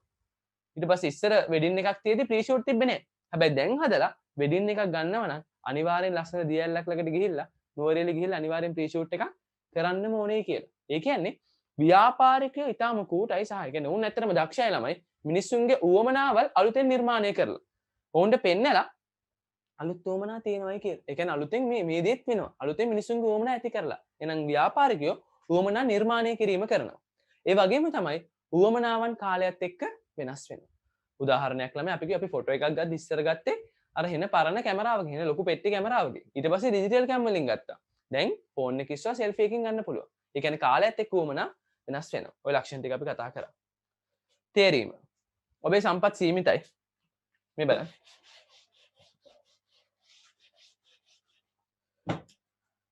සම්පත් හිගයි. හරි. ඊළඟට කියන්නේ සම්පත් හිගයි ඊළඟට ඉක්මනට කියන්න. සම්පත් හිගයි මොනවද ඊළඟ එක? තේරීම හට ගන්න නම් මේ දේවල් දෙක ඕනේ. එකක් සම්පත් හිගයි. අනිත් එක සම්පත් හිගකමයි ඒවල විකල්ප භාවිත තියෙනවා. විකල්ප භාවිත පැවතීමයි. සම්පත් හිගයි ඒවල විකල්ප භාවිත පැවතීම. සම්පත් හිගවීම සහ විකල්ප භාවිත පැවතීම නිසා අනිවාර්යෙන් පුද්ගලයාට මොකක් කරන්න වෙනවද ළමයි? අනිවාර්යෙන් පුද්ගලයාට මොකක් හට ගන්නවද? සම්පත් හිගයි විකල්ප භාවිත තියෙන නිසා තේරීමක් හට ගන්නවා. එහෙනම් අපි කියනවා තේරීම කියලා කියන්නේ පුද්ගලයෝ භාණ්ඩ හා සේවා නිෂ්පාදනයේදී හරි පරිභෝජනයේදී හරි යම් එක් විකල්පයක් තෝරා ගන්නා විට නැත්නම් අපි කියනවා සම්පත් සීමිතයි නැත්නම් මෙහෙම කියමු අපිට කියන්න පුළුවන් සම්පත් සීමිතයි සම්පත් සීමිත වීම සහ එකී සම්පත් වල විකල්ප භාවිත පැවතීම නිසා හිග සම්පත් යොදා කවර වමනාව සපුරා ගන්නේදීයි තීරණය කිරීම තේරීම වේ. ඉස්සලාම කියන්නේ තේරීම හටගන්නේයි කියලා. එතකොට මේ ලක්ෂණ දෙක ඉස්සලාම නිර්වචනයේදී ගන්නවා සම්පත් හිගවීම සහ ඒවායේ විකල්ප භාවිත පැවතීම නිසා. ඔන්න පළවෙනි කැලල හරි. ඊළඟට කියනවා එකී හිග සම්පත් භාවිතා කොට කවර උවමනාව සපුරා ගන්නේදීයි තීරණය කිරීම. අන්න අර හිග සම්පත් ටික පාවිච්චි කරලා මොන උවමනාද? උවමනා අසීමිතයි. ඒ අසීමිත උවමනාව වලින් මොන උවමනාව සපුර ගන්නවද කියලා තීරණය කරන එක අපි කියනවා තේරීම කියලා. ළමයි උදාහරණයක් ඔබලගේ රුපියල් 100ක් තියෙනවා. ඒ 100 විකල්ප භාවිත තියෙන ඔබට ගන්න පුළුවන් කමිසයක්. දැන් අහන්න එපා 100ට කොහෙද කමිස කියලා. මේවා උදාහරණ. කමිසයක් ගන්න පුළුවන්. කාඩ් එකක් ගන්න පුළුවන්. පොතක් ගන්න පුළුවන්. එතකොට තමයි මේ රුපියල් 100 කියන්නේ සම්පත සීමිතයි. මේ තියෙන්නේ ඒකෙන් කරන්න පුළුවන් දේවල් තුනක්. ඒ කියන්නේ විකල්ප භාවිත තියෙනවා මේකේ. ඒ කියන්නේ විවිධ උවමනාවල් වලට මේක පාවිච්චි කරන්න පුළුවන්. මම තේරීමක් කරනවා මම ගන්නෙ පොතක් කියලා. එහෙනම් මගේ තේරීම පොත. ඔන්න බලන්න ළමයි. සම්පත් හිගවීම සහ ඒවායේ විකල්ප භාවිත පැවතීම නිසා එකී හිග සම්පත් භාවිතා කොට කවර උවමනාව සපුරා ගන්නේදීයි තීරණය කිරීම තේරීම වේ. ළමයි ඔබ තෝරන හැම වෙලාවකම ඊළඟට හට ගන්නවා මොකද්ද? තෝරන හැම වෙලාවකම මොකක් හට ගන්නවද? ඔබ තෝරන හැම වෙලාවකම තුනක් තිබ්බා. එකක් තේරුවා. එකක් තෝරන හැම වෙලාවකම හට ගන්නවා මොකද්ද ළමයි? කැපකිරීමක්. හරියටම හරි. කැපකිරීම. ළමයි ඔබ කැප කරන හොඳම එක. ඔබ කැප කරන හොඳම එකට නමක් කියන්නේ. ඔබ කැප කරන හොඳම එක ආවස්තික පිරිවැය. එහෙනම් සම්පත් හිගයි විකල්ප භාවිත තියෙන නිසා තේරීමක් කරන්න වෙනවා. තෝරන හැම වෙලාවකම කැප කරන්න වෙනවා. එහෙම කැප කරන හොඳම එකට අපි කියනවා ආවස්තික පිරිවැය කියලා. එහෙනම් අපි ඊළඟට ප්‍රධාන තේරීමේ ප්‍රශ්න තුනක් තියෙනවා. ඒ තමයි කුමක් කොපමණ කෙසේ කා සඳහාද? ඒ වගේම ළමයි තේරීම ගැන මම කලින් නොකියපු කතාවකුත් තියෙනවා. ඒ තමයි පුද්ගලයා තෝරන්නේ යම් කිසි දෙයක් ඔයගොල්ලෝ තීරණය කරන්නේ තේරීමක් කරන්නේ ඒකේ තියෙන ප්‍රතිලාභ ආන්තික ප්‍රතිලාභ හා ආන්තික පිරිවැය දිහා බලලා. අපි හැමෝම තේරීම් කරන්නේ අපිට ඒකෙන් තියෙන ප්‍රතිලාභයයි ඒකේ පිරිවැය දිහා බලලා. උදාහරණයක් මම තව අමතර පැයක් පන්ති කරනවාද කියලා තීරණය කරන්නේ ඒ අමතර පැයෙන් මට හම්බෙන ආදායම මම හිතනවා 2500යි. තව පැයක් පන්ති කරොත් මට තව රුපියල් 2500ක් දවසට හම්බෙනවා. ඊට පස්සේ මම බලලා මේ පන්තිය කරන නිසා මට ගෙදර ඇවිල්ලා සූසි නිදා ගන්න තියෙන වෙලාව අහිමි වෙනවා. මට තව රෑ වෙනවා ගෙදර එන්න. ඒතර මට මගේ විවේකය අහිමි වෙනවා. මේ වෙලාවේ මම පොතක් කියවනම් ඒ අවස්ථාව මට අහිමි වෙනවා. එහෙනම් මේ 2500 තමයි මගේ ප්‍රතිලාභය. මම බලනවා පිරිවැය දිහා. මට ළමයි ලොකු පිරිවැයක් නේ. අපි නිකන් හිතමු 3500ක වේද නිකන් පිරිවැය. දැන් මේවට ඉලක්කම් ගත්තේ කොහොමද කියලා අහන්න එපා. මම නිකන් ආරෝපණය කරනවා ඉලක්කමක් ආදේශ කරනවා මේක නිසා මට ලොකු වියදමක් තියෙනවා. මට ලොකු අහිමිවීමක් තියෙනවා. එහෙනම් මේ බලන්න මගේ ප්‍රතිලාභයට වඩා මගේ අහිමිවීම වැඩි. මගේ වියදම වැඩි මට අමතරව හම්බෙන ප්‍රතිලාභයට වඩා. දැන් මට උත්තරයක් දෙන්න තෝරනවද නැද්ද? මගේ හිමිවීම මට හම්බෙන වාසියට වඩා මගේ වියදම වැඩි. මම තෝරනවද නැද්ද? මේ තේරීම කරනවද නැද්ද? very good තේරීම කරන්නේ නැහැ. හැබැයි මට මේ පන්තියෙන් 5000ක් හම්බෙනවා. 5000ක් හම්බෙනවා. දැන් මොකද ළමයි වෙලා තියෙන්නේ? 5000ක් හම්බෙනවා කියන්නේ මගේ ප්‍රතිලාභය වැඩි. දැන් මම තෝරනවද නැද්ද?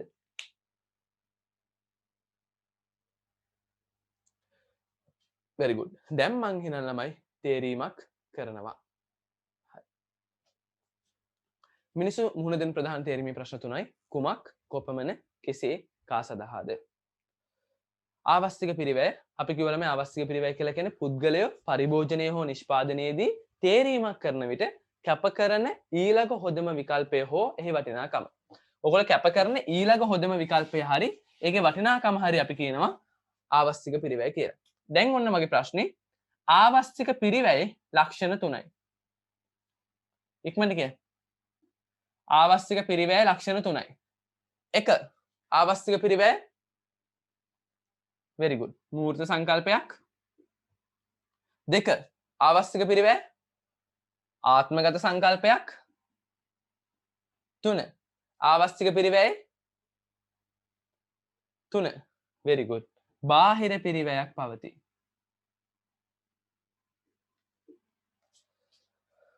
පළවෙනි එක ආවස්තික පිරිවැය මූර්ත සංකල්පයක්. මූර්තයි කියලා කියන්නේ මේක මූල්‍යමය නෙවෙයි. අපිට අහිමි වෙන දේ මුදල් වලින් මයින්න බෑ. මුදල් විතරක් නෙවෙයි. ආවස්තික පිරිවැයේදී අපේ අහිමි වීම අපිට අහිමි වෙන හොඳම දේ අපි කියනවා ඒක මූර්තයි. මුදල්ම නෙවෙයි ඊට වඩා වැඩි දෙයක් තියෙනවා. මූර්ත සංකල්පයක්. කෙනෙක් පුළුවන් නම් කියන්න ආවස්තික පිරිවැය ගණනය කරද්දී මම දේවල් තුනක් ගන්න ඕනේ. ආවස්තික පිරිවැය ගණනය කරද්දී මට පිරිවැයවල් තුනක් හඳුනා ගන්න පුළුවන්. මොනවද ඒ තුන? ආවස්තික පිරිවැය ගණනය කරද්දී පිරිවැයවල් තුනක් හඳුනා ගන්න වෙනවා. 1 very good. මුදලින් දැරූ පිරිවැය අපි කියනවා මූල්‍යමය පිරිවැය. මුදලින් දැරූ පිරිවැය. 2 මුදලින් දැරූ පිරිවැය. very good. කැප කළ ආදායම ආවස්තික පිරිවැය බලද්දී මුදලින් දැරූ පිරිවැය බලන්න ඕනේ. කැප කළ ආදායම බලන්න ඕනේ. අන්තිම එක බාහිර පිරිවැය. very good.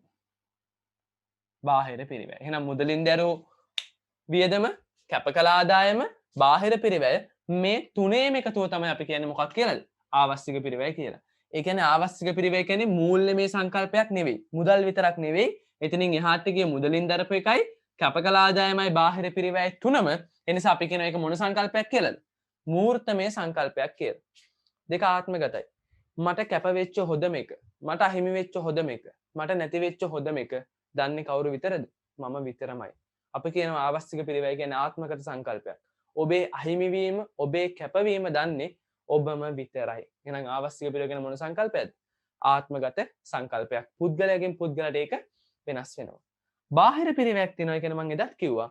ඔබ කරන ක්‍රියාව නිසා මේකට සම්බන්ධයක් නැති වෙන පාර්ශවයක දුක් විඳීමක් වෙනවා. මම කිව්වේ මම පන්තියක් දාන්න තීරණය කරොත් ඒ පන්තිය නිසා මට පිරිවැයක් තියෙනවා. මට ඉඩමක් තියෙනවා. මේ ඉඩෙන් මම පන්තියක් දාන්න ගියාම මගේ ඔළුවේ වැඩ කරනවා. ඔන්න ඉඩමක් තියෙනවා. මේ ඉඩමේ මගේ ඔළුවේ තියෙනවා එක්ක කුඹුරු කොටන්න. එහෙම නැත්නම් ක්ලාස් එකක් දාන්න. මම ක්ලාස් එක දැම්මොත් මට අහිමි වෙනවා කුඹුරු කෙටීමෙන් උපයන්න තිබ්බ ආදායම. කුඹුරු කොටලා මාසෙකට 50000ක් උපයන්න තිබ්බ ඒ ආදායම අහිමි වෙනවා. මම ක්ලාස් එකක් දාන එක ඇතුලේ මගේ අහිමි වීම තමයි කුඹුරු කොටලා උපයන්න තිබ්බ ආදායම. හැබැයි ළමයි මම මේ ක්ලාස් එක දාපු නිසා මට අහිමි වුණේ මේ ආදායම. නමුත් මේ වටේ ඉන්න කට්ටියට, මේ වටේ ඉන්න වැන්තිල කට්ටිය, මේ වටේ වයසක ජෝඩුවක් ඉන්නවා, මෙතන අක්කල කට්ටියක් බෝඩ් වෙලා ඉන්නවා. මං පන්ති කරද්දී මගේ බෙලෙක් කටහඬට මේ වටේ ඉන්න කට්ටියට බාධා ඇති වෙනවා. එහෙනම් අපි කියනවා මං කරන ක්‍රියාව නිසා මගේ තීරණයට සම්බන්ධයක් නැහැ. මම තීරණය ගන්නේ මට අහිමි වෙච්ච දේ දිහා බලලා. මම මේකොල්ලෝ ගැන හිතන්නේ නැහැ. එහෙනම් මගේ තීරණයට සම්බන්ධයක් නැති තුන්වෙනි පාර්ශව වලට අනිකුත් පාර්ශව වලට අවාසියක් තියෙනවා. අපි ඒකට කියනවා බාහිර පිරිවැය කියලා. ළමයි ආවස්තික පිරිවැයේදී බාහිර පිරිවැය සැලකිල්ලට ගත යුතුයි. ආවස්තික පිරිවැයේදී බාහිර පිරිවැය සැලකිල්ලට ගත යුතුයි. නමුත් සැලකිල්ලට ගැනෙන්නේ නැහැ. පුද්ගලයෝ බාහිර පිරිවැය ගැන හිතන්නේ නැහැ. හිතන්න ඕනේ. නමුත් හිතන්නේ නැහැ. ඊළඟට ආවස්තික පිරිවැය ශූන්‍ය වෙන අවස්ථා. දාන chat එකේ ඉක්මනට. ආවස්තික පිරිවැය ශූන්‍ය වෙන අවස්ථා තුනක් තියෙනවා ඉක්මනට දාන්න. ආවස්තික පිරිවැය ශූන්‍ය වෙන අවස්ථා.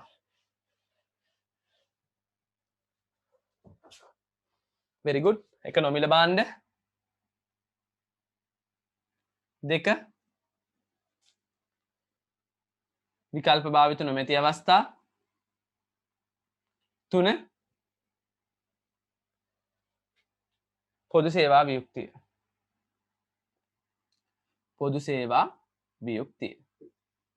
ඉස්සලාම මේ අපි කතා කරපේවා මම මේ හයියෙන් කරනවා ළම ඉතින් අලුතෙන් කවුරු හරි ඇවිල්ලා ඉන්නවනම් එයාට ලොකුවට මේක තේරෙන්නේ නැතුව ඇති. එයා කලින් පන්තිය හොදට ඉගෙන ගත්තා නම් තේරෙයි.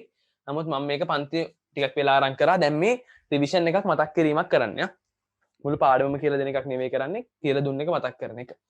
නොමිල භාණ්ඩ කියලා කියන්නේ කිසිම පිරිවැයක් නැතුව උපදින භාණ්ඩ. කිසිම වියදමක් නැතුව උපදින භාණ්ඩ. මේකට තව නමක් කියන්නේ. මේ නොමිල භාණ්ඩ කියන්නේ කොහෙන් හම්බෙන්නේ ඒවද? කිසිම පිරිවැයක් නැතුව මේ කොහෙන් හම්බෙන්නේ ඒවද ළමයි?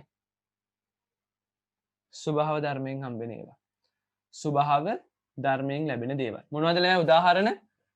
හිරුවෙලිය, වාතය, ජලය වගේ ඒවා. මේවා සාමාන්‍ය තත්ත්වවලදී සාමාන්‍ය තත්ත්වවලදී අසීමිත සැපයීමක් තියෙනවා. ඒ නිසා මේක හම්බෙද්දී කාටවත් අහිමි වීමක් වෙන්නේ නැහැ. නොමිලේ ස්වභාව ධර්මයෙන් හම්බෙන ඒවා අපි කියනවා නොමිල භාණ්ඩ කියලා. කලේසින් හිරුවෙලිය, වාතය, ජලය වගේ ඒවා නොමිල භාණ්ඩ. ඒවල අවශ්‍යක පිරිවැය ශුන්‍යයි.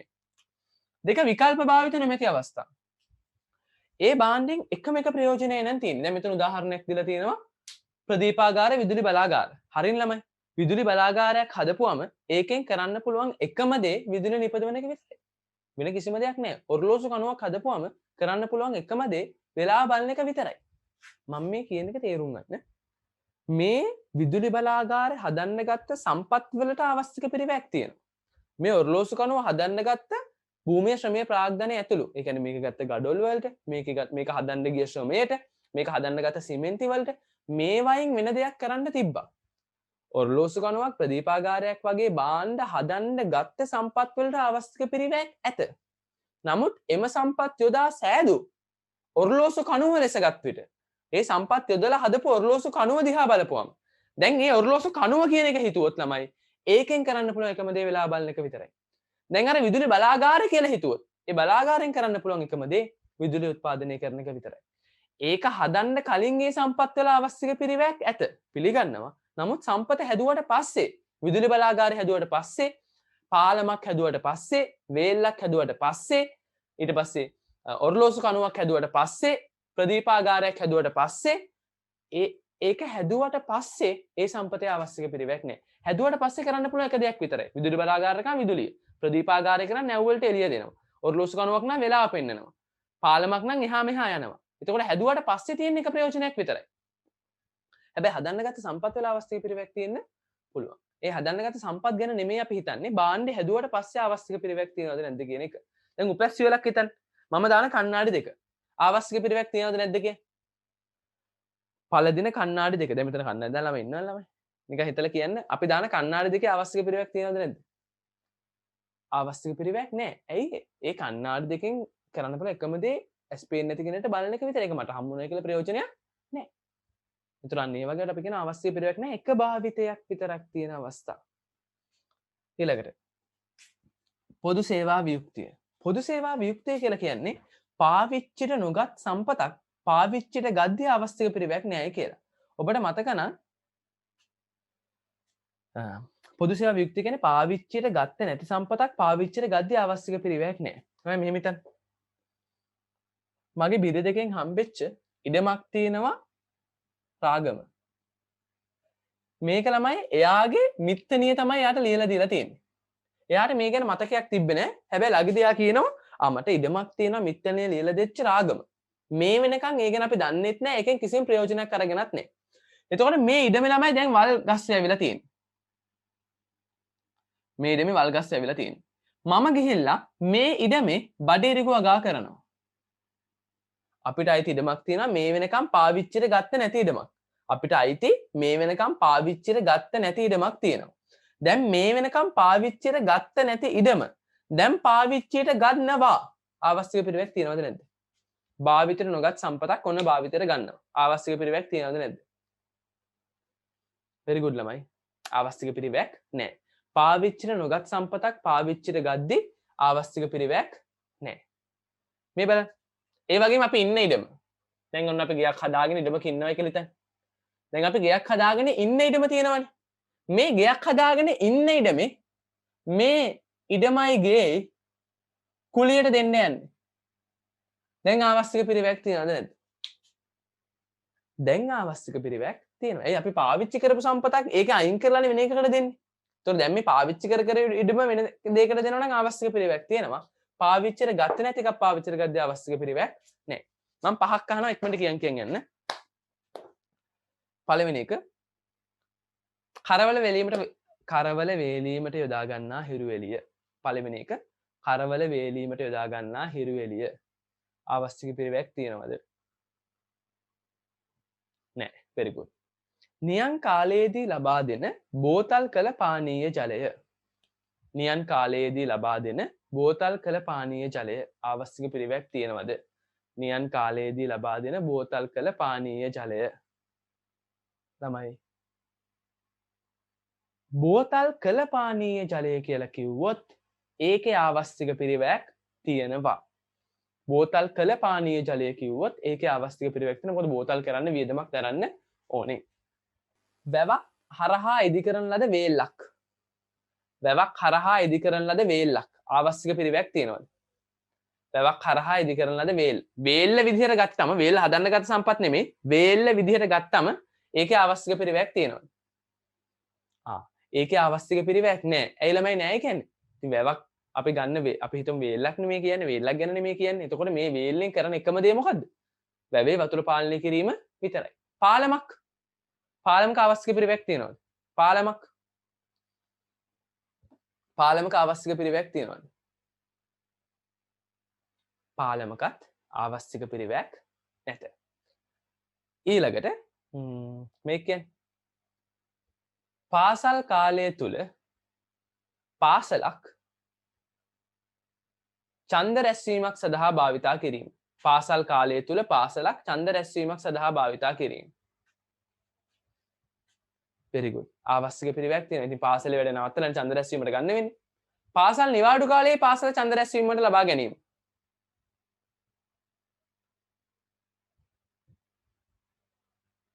එතකොට අවශ්‍ය පිළිවෙලක් නැහැ. මට මේක කියන්න. ඊළඟට අපි තව එකක් ගමු. රේල් පාරක්. රේල් පාරක්. රේල් පාරක් ආවශ්‍යක පිළිවෙලක් තියෙනවද? සමහර කට්ටිය කියන ඔව් කියලා, සමහර කට්ටිය නැහැ කියනවා. දැන් රේල් පාර හදන්න ගත්ත තහඩු ගැන නෙමෙයි මම කිව්වේ. රේල් පාර හදන්න ගත්ත යකඩ ගැන නෙමෙයි මම කිව්වේ. ඒවා හිතන්නේ රේල් පාර කියන භාණ්ඩය දිහා බලලා කියන්නේ ඒකේ අවශ්‍යක පිළිවෙලක් තියෙනවා. very good. රේල් පාරේ අවශ්‍යක පිළිවෙලක් නැහැ. ඇයි කරන්න පුළුවන් එකම දේ මොකද්ද ළමයි? කෝච්චි යන එක විතරයි. ඕක ඉතින් වෑන් කාර් යන්නේ යන්න පුළුවන් එකම එක කවුරු විතරද? කෝච්චි විතරයි. එහෙම ගත්තොත් ඒකේ අවශ්‍යක පිළිවෙලක් නැහැ. ඔන්න ඔය ටික තමයි මට කියන්න ඕනුනේ අවශ්‍යක පිළිවෙල සම්බන්ධයෙන්. මේක කියන්නේ ළමයි. යුද්ධයකින් පසු භාවිතයට ගන්නා යුද්ධයක් නිසා භාවිතයට නොගත් ඉඩම් වල මිදි වගා කිරීම. යුද්ධයක් නිසා භාවිතයට නොගත් ඉඩම් වල මිදි වගා කිරීම. අවශ්‍යක පිළිවෙලක් තියෙනවද? අවශ්‍යක පිළිවෙලක් නැහැ. ළමයි යුද්ධයක් නිසා පාවිච්චියට ගත්ත නැතිව මම කිව්වේ භාවිතයට ගත්ත නැතිව භාවිතයට ගත්තේ අවශ්‍යක පිළිවෙලක් නැහැ. පාවිච්චි නොකරපේවා පාවිච්චි කරද්දී අවශ්‍යක පිළිවෙලක් නැහැ. අපි පාවිච්චි නොකරපු දේවල් පාවිච්චි කරන වෙලාවට අවශ්‍යක පිළිවෙලක් නැහැ. මට මේක කියන්න.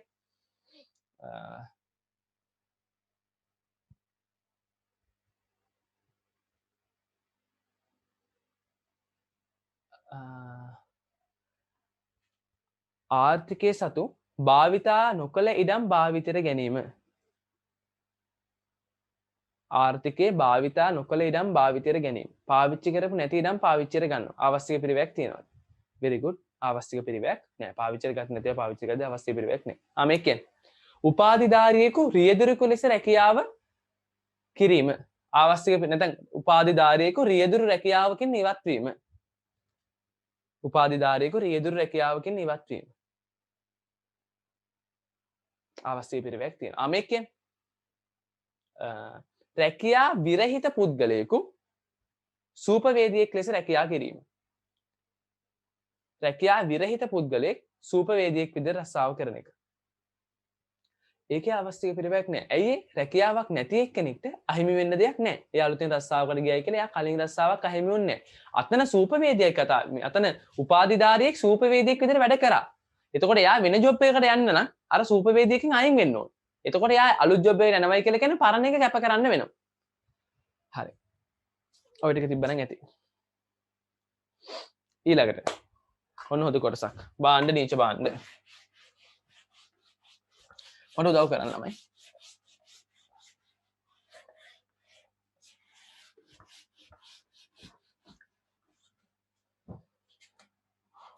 ලෝකේ ඕනම දෙයක් ප්‍රධාන කොටස් දේවල් දෙකකට බෙදන්න පුළුවන්. මොකයිද ළමයි? එක්ක අපි මොනවා කියනවද? එක්ක මේවා මොනවා කියනවද ළමයි? එක්ක මේවා බාණ්ඩ කියනවා. එහෙම නැත්නම් මේවා නීච බාණ්ඩ කියනවා. නීච බාණ්ඩ වලට තව නම් දෙකක් කියන්නේ.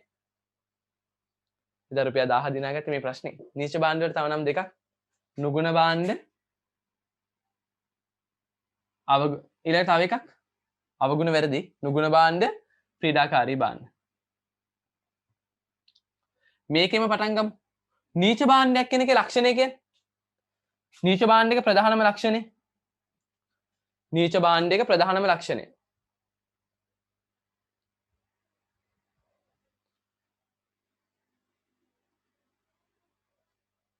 ඍණ තෘප්තිය. මේක තමයි ප්‍රධානම ලක්ෂණය.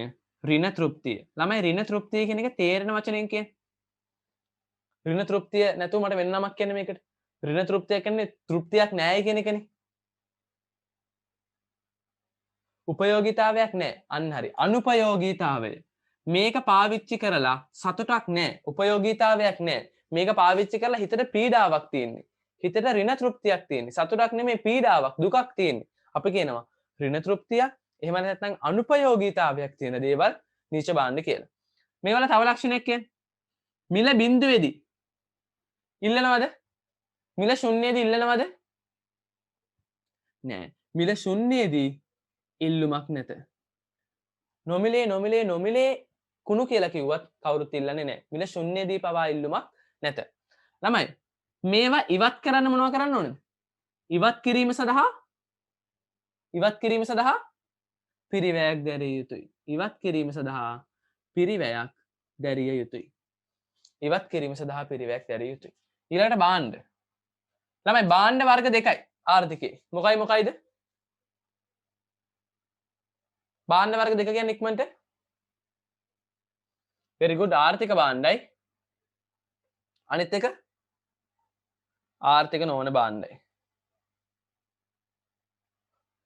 ආර්ථික භාණ්ඩ අනිත් එක ආර්ථික නොවන භාණ්ඩ. ළමයි ආර්ථික භාණ්ඩයක් කියලා කියන්නේ මොකක් තියෙනද? ප්‍රධානම ලක්ෂණය මොකක්ද ආර්ථික භාණ්ඩයක? ආර්ථිකයි කියලා කියනවා මොකක් මතද? ආර්ථික භාණ්ඩයක ප්‍රධානම ලක්ෂණය නෑ. තාමට හරි උත්තරය ආවේ නෑ. මම කිව්වා ආර්ථික භාණ්ඩ හිගකම නෙමෙයි. ප්‍රධානම ලක්ෂණය මොකද්ද? භාණ්ඩ කියද්දි ආර්ථික භාණ්ඩයක ප්‍රධානම ලක්ෂණය ආවස්තික පිරිවැය. ප්‍රධානම ලක්ෂණය ආවස්තික පිරිවැයක් ඇත. ඊට පස්සේ දෙවැනි ලක්ෂණයට කියන්න පුළුවන් හිගකමක් ඇත. ආවස්තික පිරිවැයක් ඇත, හිගකමක් ඇත. ඒ වගේම ආර්ථික භාණ්ඩ වලට මිලක් ඇත. නිෂ්පාදන ක්‍රියාවලියක් ඇත. හිමිකමක් ඇත.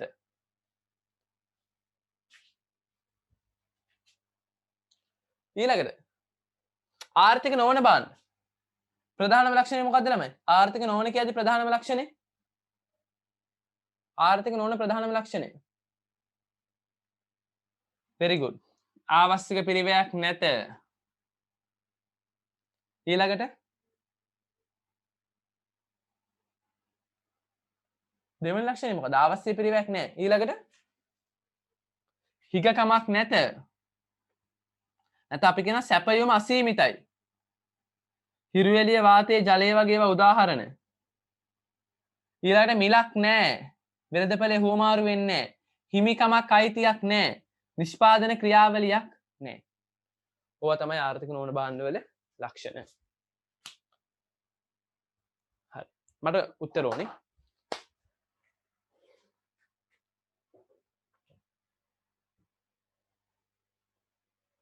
මට කියන්න උපයෝගීතාවයක් සහිත සියලුම දෑ ආර්ථික භාණ්ඩ වේ. හරිද වැරදිද? උපයෝගීතාවයක් සහිත සියලුම දෑ ආර්ථික භාණ්ඩ වේ. හරිද වැරදිද? උපයෝගීතාවයක් සහිත සියලුම දෑ ආර්ථික භාණ්ඩ වේ. ඒක හරියටම හරි. ඒක වැරදි. ඇයි ළමයි? උපයෝගීතාවයක් තියෙන ඒවා ආර්ථික භාණ්ඩ වෙන්නත් පුළුවන්. මේ උපයෝගීතාවයක් තියෙන ඒවා භාණ්ඩ. ඒතර ඒවා ආර්ථික වෙන්නත් පුළුවන් ආර්ථික නොවන වෙන්නත් පුළුවන්. තමයි මම කොහොමද ඒක හරි ගස්සන්නේ? මොකක් තියෙන ඒවා ආර්ථික භාණ්ඩද? උපයෝගීතාවේ නෙමෙයි. මොකක් තියෙන ඒවාද ආර්ථික භාණ්ඩ? උපයෝගීතාවේ නෙමෙයි මොකක් තියෙනවද ළමයි ආර්ථික භාණ්ඩ?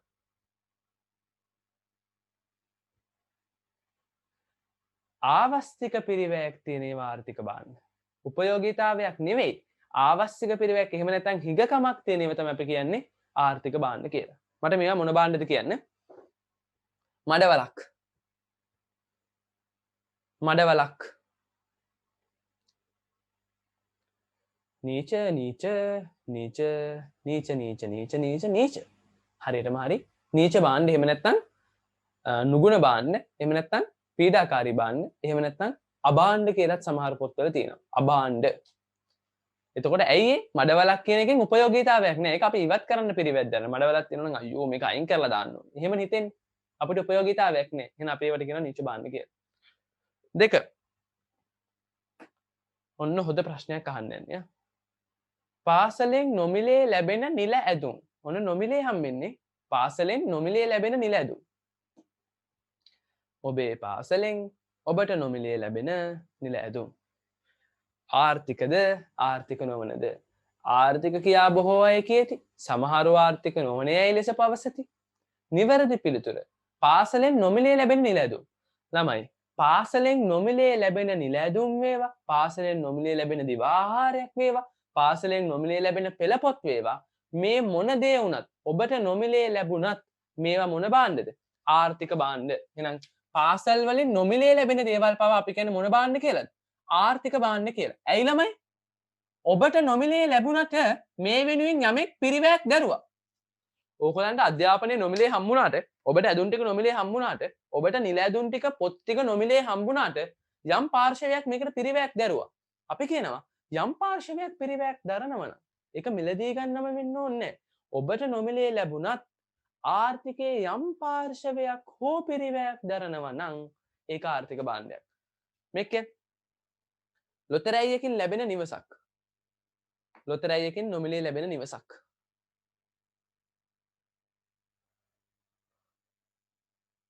very good. ඒක ආර්ථික භාණ්ඩයක්.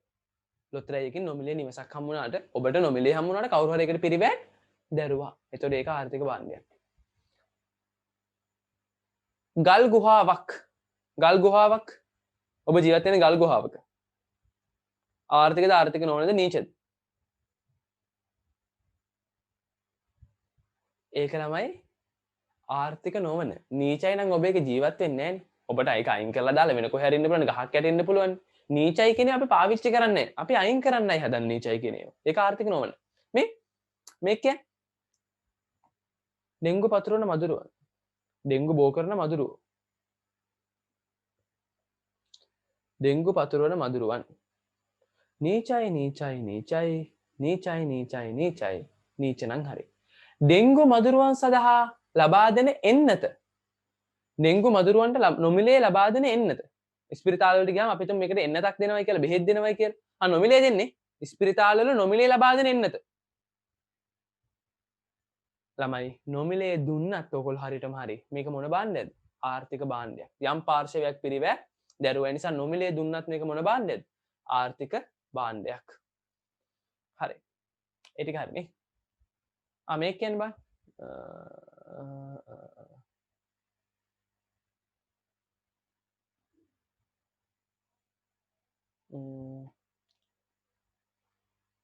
ඇතිනේ ඔය ටික ඇති. ඊළඟට අපි කියනවා ප්‍රධාන නිෂ්පාදන ප්‍රධාන ක්‍රියාකාරකම් තුනක් තියෙනවා. එකක් තමයි නිෂ්පාදනය. නිෂ්පාදනය කියලා කියන්නේ මේවා ඉතින් ඔයගොල්ලෝ පාඩම් කරලා තියෙනවනේ, කටපාඩම්ම නෙමෙයි. මේක පාඩම් කරලා තියෙන්න ඕනේ. සම්පත්වල ස්වරූපය වෙනස් කරමින් ඒවාට වටිනාකමක් එකතු කිරීම. අපි කියනවා නිෂ්පාදනය කියලා. නැත්නම් යෙදවුම් නිමවුම් බවට පරිවර්තනය කිරීම. එහෙම නැත්නම් සම්පත්වල ස්වරූපය වෙනස් කරමින් එකී සම්පත් වලට වටිනාකමක් එකතු කිරීම නිෂ්පාදනය. එකී නිෂ්පාදන පාවිච්චි කරලා තමන්ගේ උවමනා සපුරා ගැනීම පරිභෝජනය. නිෂ්පාදන පාවිච්චි කරලා ඌමනා සපුරා ගැනීම පරිභෝජනය. ඒ පරිභෝජනය තුලින් මොකක් හම්බ වෙනවද ළමයි? භාණ්ඩ හා සේවා පරිභෝජනය කරපුවම අපි කියන උපයෝගීතාවයක් හම්බ වෙනවයි කියලා. මුදල් ඉලක්ක කරගෙන නැත්නම් මුදල් හුවමාරු මාධ්‍ය විදිහට පාවිච්චි කරලා භාණ්ඩ මාරු වෙන එක අපි කියනවා හුවමාරුව කියලා. මේවා ඉතින් ඔයගොල්ලෝ පාඩම් කරලා තියෙන්න ඕනේ ඒවා. මෙන්න මේක මට ආය දාලා එකක්. නිෂ්පාදන සම්පත්. ළමයි. මට දෙන්න නිෂ්පාදන සම්පත් වලට නිර්වචනයක්. නිෂ්පාදන සම්පත් වල නිර්වචනයක්. කියන්න බෑ. නිෂ්පාදන සම්පත් වල නිර්වචනයක් දෙන්න.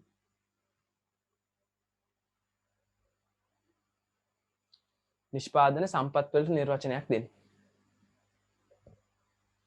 හරි නිෂ්පාදන සාධක නමක්නේ මම අහන්නේ නිර්වචනයක් මට දෙන්න. භාණ්ඩ හා සේවා නිෂ්පාදනය කිරීමට යොදා ගන්නා සම්පත්. හරි ඒත් තව කැලලක් අඩුයි. මේ නිර්වචනයේ අපි කියනවා හරි. නිෂ්පාදන සම්පත් කියන්නේ භාණ්ඩ හා සේවා නිපදවන්න යොදා ගන්න ඒවා. හරි. භාණ්ඩ හා සේවා නිපදවීමට යොදා ගන්නා සම්පත්. හරි. තව කැලලක් දෙන්න ඉස්සරහට. තව කැලලක් ඉස්සරහට දෙන්න. මොකද්ද? මිනිස් උවමනා තෘප්තිමත් කරන. අන්න හරි. මිනිස් උවමනා තෘප්තිමත් කරන. මේ උවමනා තෘප්තිමත් කරන නැති භාණ්ඩ හදලා වැඩක් නෑ. මිනිස්සුන්ගේ උවමනා තෘප්තිමත් කරන භාණ්ඩ හා සේවා නිෂ්පාදනයට පාවිච්චි කරන ඒවා අපි කියනවා මොනවා කියලාද? නිෂ්පාදන සම්පත් කියලා. තමයි. නිෂ්පාදන සම්පත් ප්‍රධාන කොටස් දෙකකට බෙදන්න පුළුවන්. මොකයි කියලාද? නිෂ්පාදන සම්පත් ප්‍රධාන කොටස් දෙකයි මොකයිද?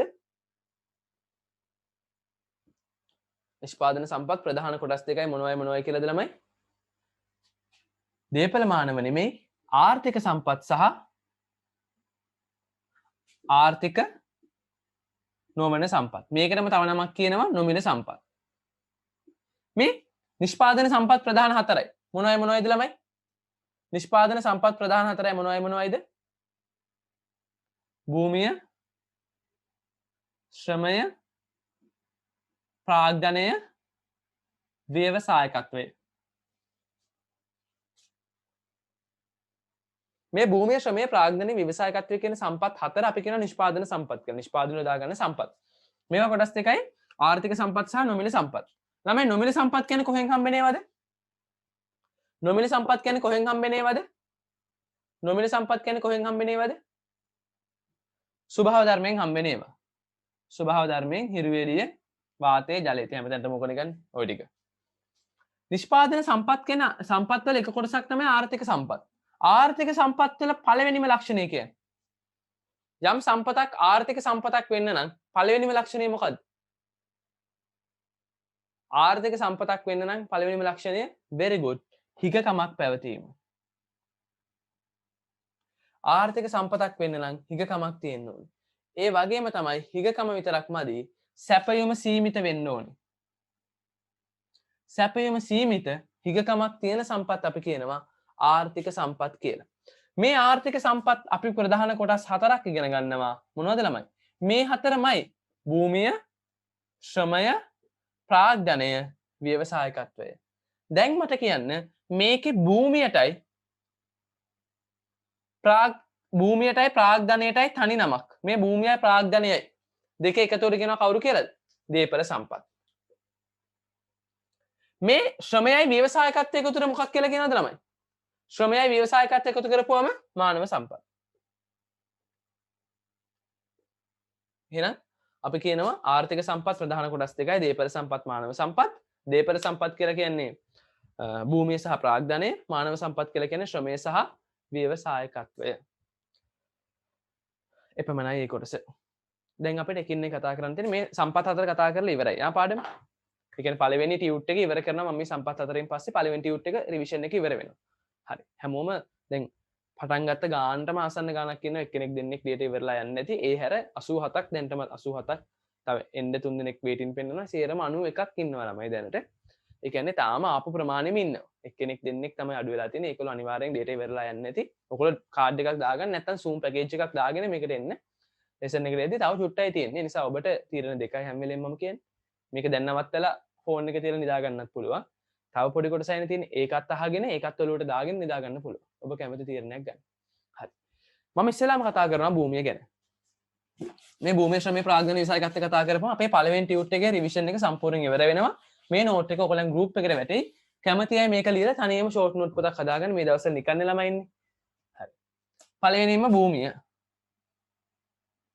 මේ ඕනම නිෂ්පාදන සාධකයක් නිර්වචනය කරද්දී මේ ඕනම නිෂ්පාදන සාධකයක් නිර්වචනය කරද්දී ඔබ ඉස්සෙල්ලාම කියන්න ඕනේ නිෂ්පාදනයට යොදා ගන්නා භූමිය කියලා කියන්නේ නිෂ්පාදනයට යොදා ගන්නා ඉක්මනට ඊටු ටික එවන්න නිෂ්පාදනයට යොදා ගන්නා ඉක්මනට කියන්නේ නිෂ්පාදනයට යොදා ගන්නා මොනවද ළමයි very good ස්වභාව ධර්මයේ දායාද ලෙස ලැබුණු දේ නිෂ්පාදනයට යොදා ගන්නා ස්වභාව ධර්මයේ දායාද ලෙස ලැබුණු දේ. එහෙනම් නිර්වචනය හැම ඕනම නිෂ්පාදන සාධකයක් භූමි වේවා ශ්‍රම වේවා ව්‍යවසායකත්ව වේවා ප්‍රාග්ධන වේවා ඕන එකක් ඇද්ද ඉස්සලාම කියන්න ඕනේ නිෂ්පාදනයේ සඳහා යොදා ගන්නා ඊට පස්සේ කියනවා භූමිය නම් ස්වභාව ධර්මයෙන් හම්බෙච්ච දේවල්. මේ භූමියේ තියෙන සම්පත් කොටස් තුනයිනේ. එකක් තමයි පොළව මත තියෙන ඒවා. ගංගා ඇලදොල සත්තු වගේ ඒවා. පොළව යට තියෙන ඒවා. මිනිරන් khනිජ තෙල් ඊට පස්සේ යපස් ඒ වගේ ඒවා. පොළව ඉහළ තියෙන ඒවා. මොනවාද පොළව ඉහළ තියෙන ඒවා? පොළව ඉහළ තියෙනවා තමයි වාතය, හිරුවෙලිය, දේශගුණය, කාලගුණය මෙන්න මේ වගේ ඒවා. අවකාශය මෙන්න මේ වගේ ඒවා. ඊළඟට භූමියට කරන ගෙවීම මොකද්ද? භූමියට කරන ගෙවීම very good. පදුකුලිය. අහන්න විතරයි වුණ උත්තර දානවා. නියමයි. පදුකුලිය. තමයි භූමියේ සම්පත් ප්‍රධාන කොටස් දෙකයි. මතක් කරගන්න. භූමියේ සම්පත් ප්‍රධාන කොටස් දෙකයි. භූමියේ තියෙන සම්පත් ප්‍රධාන කොටස් දෙකකට බෙදන්න පුළුවන්. මොකයිද? භූමියේ සම්පත් කොටස් දෙකයි. very good. ප්‍රතිස්ථාපනය කළ හැකි සම්පත් අනිත් එක ප්‍රතිස්ථාපනය කළ නොහැකි සම්පත්. ප්‍රතිස්ථාපනය කළ හැකි කියන්නේ ප්‍රතිස්ථාපනය කරන්න පුළුවන් කියන්නේ මොකද්ද ළමයි? ආය පාවිච්චියට ගන්න පුළුවන්ද? ප්‍රතිස්ථාපනය කළ හැකි කියන්නේ මොකද්ද? නැවත නැවත භාවිතයට ගත හැකිද නොහැකිද? very good. භාවිතයට ගත හැකි. අහිමි වී නොයන නැවත නැවත භාවිතයට ගත හැකි අහිමි වී නොයන ඒවා. උදාහරණ මත්ස්‍ය සම්පත ඊළඟට වන සම්පත. ප්‍රතිස්ථාපනය කළ නොහැකි කියන්නේ භාවිතයට ගත්තට පස්සේ අහිමි වෙලා යන ඒවා. අහිමි වී යන ඒවා මොනවද ළමයි? පාවිච්චියට ගත්තට පස්සේ අහිමි වෙලා යන ඒවා මොනවද? අන්න හරි. ගල් අගුරු, යපස් අන්න ඒ වගේ ඒවා භාවිතයට ගත්තට පස්සේ අහිමි වෙලා යනවා. ඔන්න තව පොද එකක් කිව්වා. අපි මේ ප්‍රතිස්ථාපනය කළ හැකියවට සජීවී සම්පත් කියලා කියනවා. ප්‍රතිස්ථාපනය කළ නොහැකියවට අපි කියනවා අජීවී සම්පත් කියලා. හරි. එච්චරයිනේ භූමිය කතා කරන්න තියෙන්නේ. ඊළඟට ළමයි භූමියේ ලක්ෂණ ටිකක් තියෙනවානේ. භූමිය තැනින් තැනට සංචලනය කරන්න බෑ. භූමියේ ඵලදායීතාවය වැඩි කරන්න පුළුවන්. භූමියට කරන ගෙවීම තමයි බදුකුලිය. ඔය ටිකත් මතක තියාගන්න.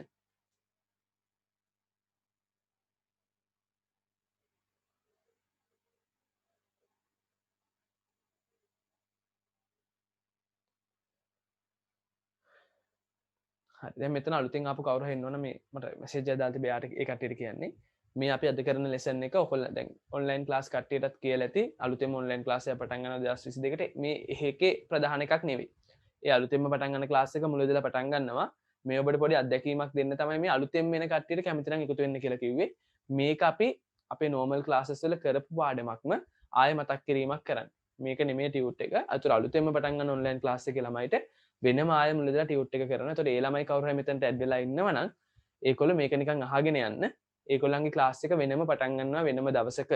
මේ කරන්නේ සාමාන්‍යයෙන් ක්ලාස් වෙන ගෲප් ක්ලාස් වෙන ළමයිට තියරි ක්ලාස් වෙන ළමයිට ඒගොල්ලන්ට තමයි මේ ක්ලාස් එක මේ රිවිෂන් එකක් විදිහට කරන්නේ. මේක මේ කොටස ඉවර කරනවාද ඊට පස්සේ අපි කරනවා ආර්ථික පද්ධති කොටස ඊළඟ දවසේ.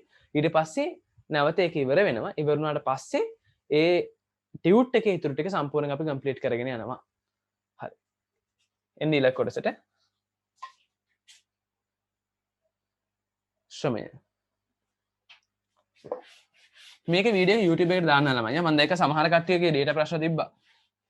ඇවිත් යනවනේ. මේක වීඩියෝ එක මම YouTube එකට දාන්නම් බලන්න. මේ ගෙදර ඉන්න එපා නිකන් වැඩ කරන්න මහන්සි වෙන්න. 100% නෙමෙයි ඕන හැම මේ අනවශ්‍ය විදිහට නෙවෙයි ළමයි. මම කියන්නේ මේ පැය 18 20 පාඩම් කරන්න කියලා එහෙම අවශ්‍ය නෑ ඔයගොල්ලෝ. නමුත් කරන්න. මම මේ කියන්නේ ඔබට තියෙන එකම මම මේ කියන මම මේ කියන වචන ටික හොදලා අල්ලගන්න ළමයි. ඔබට ගොඩ යන්න තියෙන ඔබට ගොඩ යන්න තියෙන ඔබේ පවුල ගොඩ දාන්න තියෙන ඔබට තියෙන හොඳම විකල්පය සරසවිය නම් ඒ අය මේ වෙලාවේ මහන්සියෙන් වැඩ කරන්නේ. ඔබට යන්න ඕනි කියලා අදිෂ්ඨානයක් තියෙනවා නම් මම කැම්පස් යන්න ඕන. ඒක තමයි මගේ අම්මගේ තාත්තගේ මගේ තුන්දෙනාගේ හිණි කියලා තියෙනවා නම් මේ දවස් ටිකේ පැය 6 ගානේ වැඩ කරන්න. ඔබට තියෙන එකම හීනේ මේ වෙලාවේ සරසවිය නම් ඔබට යන්න තියෙන හොද්දම තැන ඔබ යන්න හිතන් ඉන්නව නම් කැම්පස් ඔබ මේ වෙලාවේ පැය 6-7 පාඩම් කරන්න ඕනේ. ඔබට වෙන හීනයක් තියෙනව නම් නෑ මම මේකත් ගොඩ දාගන්න ඕනි කියලා ඒත් පැය 3-4ක්වත් පාඩම් කරන්න. අනිවාර්යෙන් පාඩම් කරන්න. මෙතන නැති ළමයි කට්ටියට එක එක හීන. සමහර කට්ටිය ආමි යන්න කැමති කට්ටිය ඇති, තව සමහර කට්ටිය වෙන ජොබ් එකක් කරන්න කැමති කට්ටිය, තව සමහර කට්ටිය කැම්පස්ම යන්න ඕනේ, තව සමහර කට්ටිය රට යන්න ඕනේ නැති. ඔය හැම දෙයක්ම තීරණය වෙන ඔබේ A-level result එක මත. නිසා ඔබට ලොකු හීන දකින්න කලින් මේ හීන ඉවර කරගෙන ඉන්න. මොකද මේ හීනෙවත් මේ වැඩේවත් හරියට කරන්නේ නැතුව ඔය ලොකු පාරවල යන්න බෑ. ඒ නිසා ඉස්සෙල්ලාම මේ පළවෙනි මේ හීනේ ළමයි හොඳට දකින්න මේක හොඳට වැඩ කරන්න. මේකේ මහන්සි වෙන්න. මේකේ පුළුවන් බෙස්ට් කරන්න ඕගොල්ලෝ. A-level කියන්නේ ඕගොල්ලෝ බෙස්ට් කරන්න. එතනින් පස්සේ රිසල්ට් එක අරගෙන ඕගොල්ලෝ කැමති පාරක යන්න. මෙතන හැමෝම කැම්පස් යන්න ඕනේ නැහැ. මෙතන හැමෝම කැම්පස් යන්න ඕනේ කියලා අනිවාර්ය කතාවක් නෑ. ඒක එහෙම නෑ ළමයි. ඔබේ හීන ඔබට වෙන වෙනම හීන තියෙනවා. සමහර කට්ටිය දෙන රට යන්න බලන් ඉන්න. සමහර කට්ටිය ආමියකට යන්න බලන් ඉන්න. තව සමහර කට්ටිය තව අරමුණු තියෙනවා. ඒතර ඒක ඔබේ අරමුණ, ඔබේ පාර, ඔබේ විදිහ. ඒක වෙනස් කරන්න එපා. නමුත් ඒ හැම දෙයකටම කලින් හොඳට A level කරන්න. කැම්පස් යන්න මෙතන බහුතරයක් බලන් ඉන්න ඇති 90ක් 95ක් ඔබේ හීනය සරසවිය නම් පැය 4-5ක් වැඩ කරන්න. හීන දැකලා විතරක් වැඩක් නෑ ළමයි. මෙහෙම යනවයි කියලා හිතලා වැඩක් නෑ. ෆෝන් එකත් එක්කම දවස ගෙවනවනම් හරියන්නේ. හීන හැබෑ වෙන්නේ ඔයගොල්ලෝ ඒවට වැඩ කරන්න ඕනේ. දැන් ඕන තරම් මමත් ෆෝන් එක පාවිච්චි කරනවා. නමුත් වැඩ ටික කරනවා. දැන් මටත් ඕන නම් පුළුවන් ඔයගොල්ලෝ මේ ක්ලාස් අවශ්‍ය නෑ ළමයි. කවුරුත් කරන්නේ නෑ.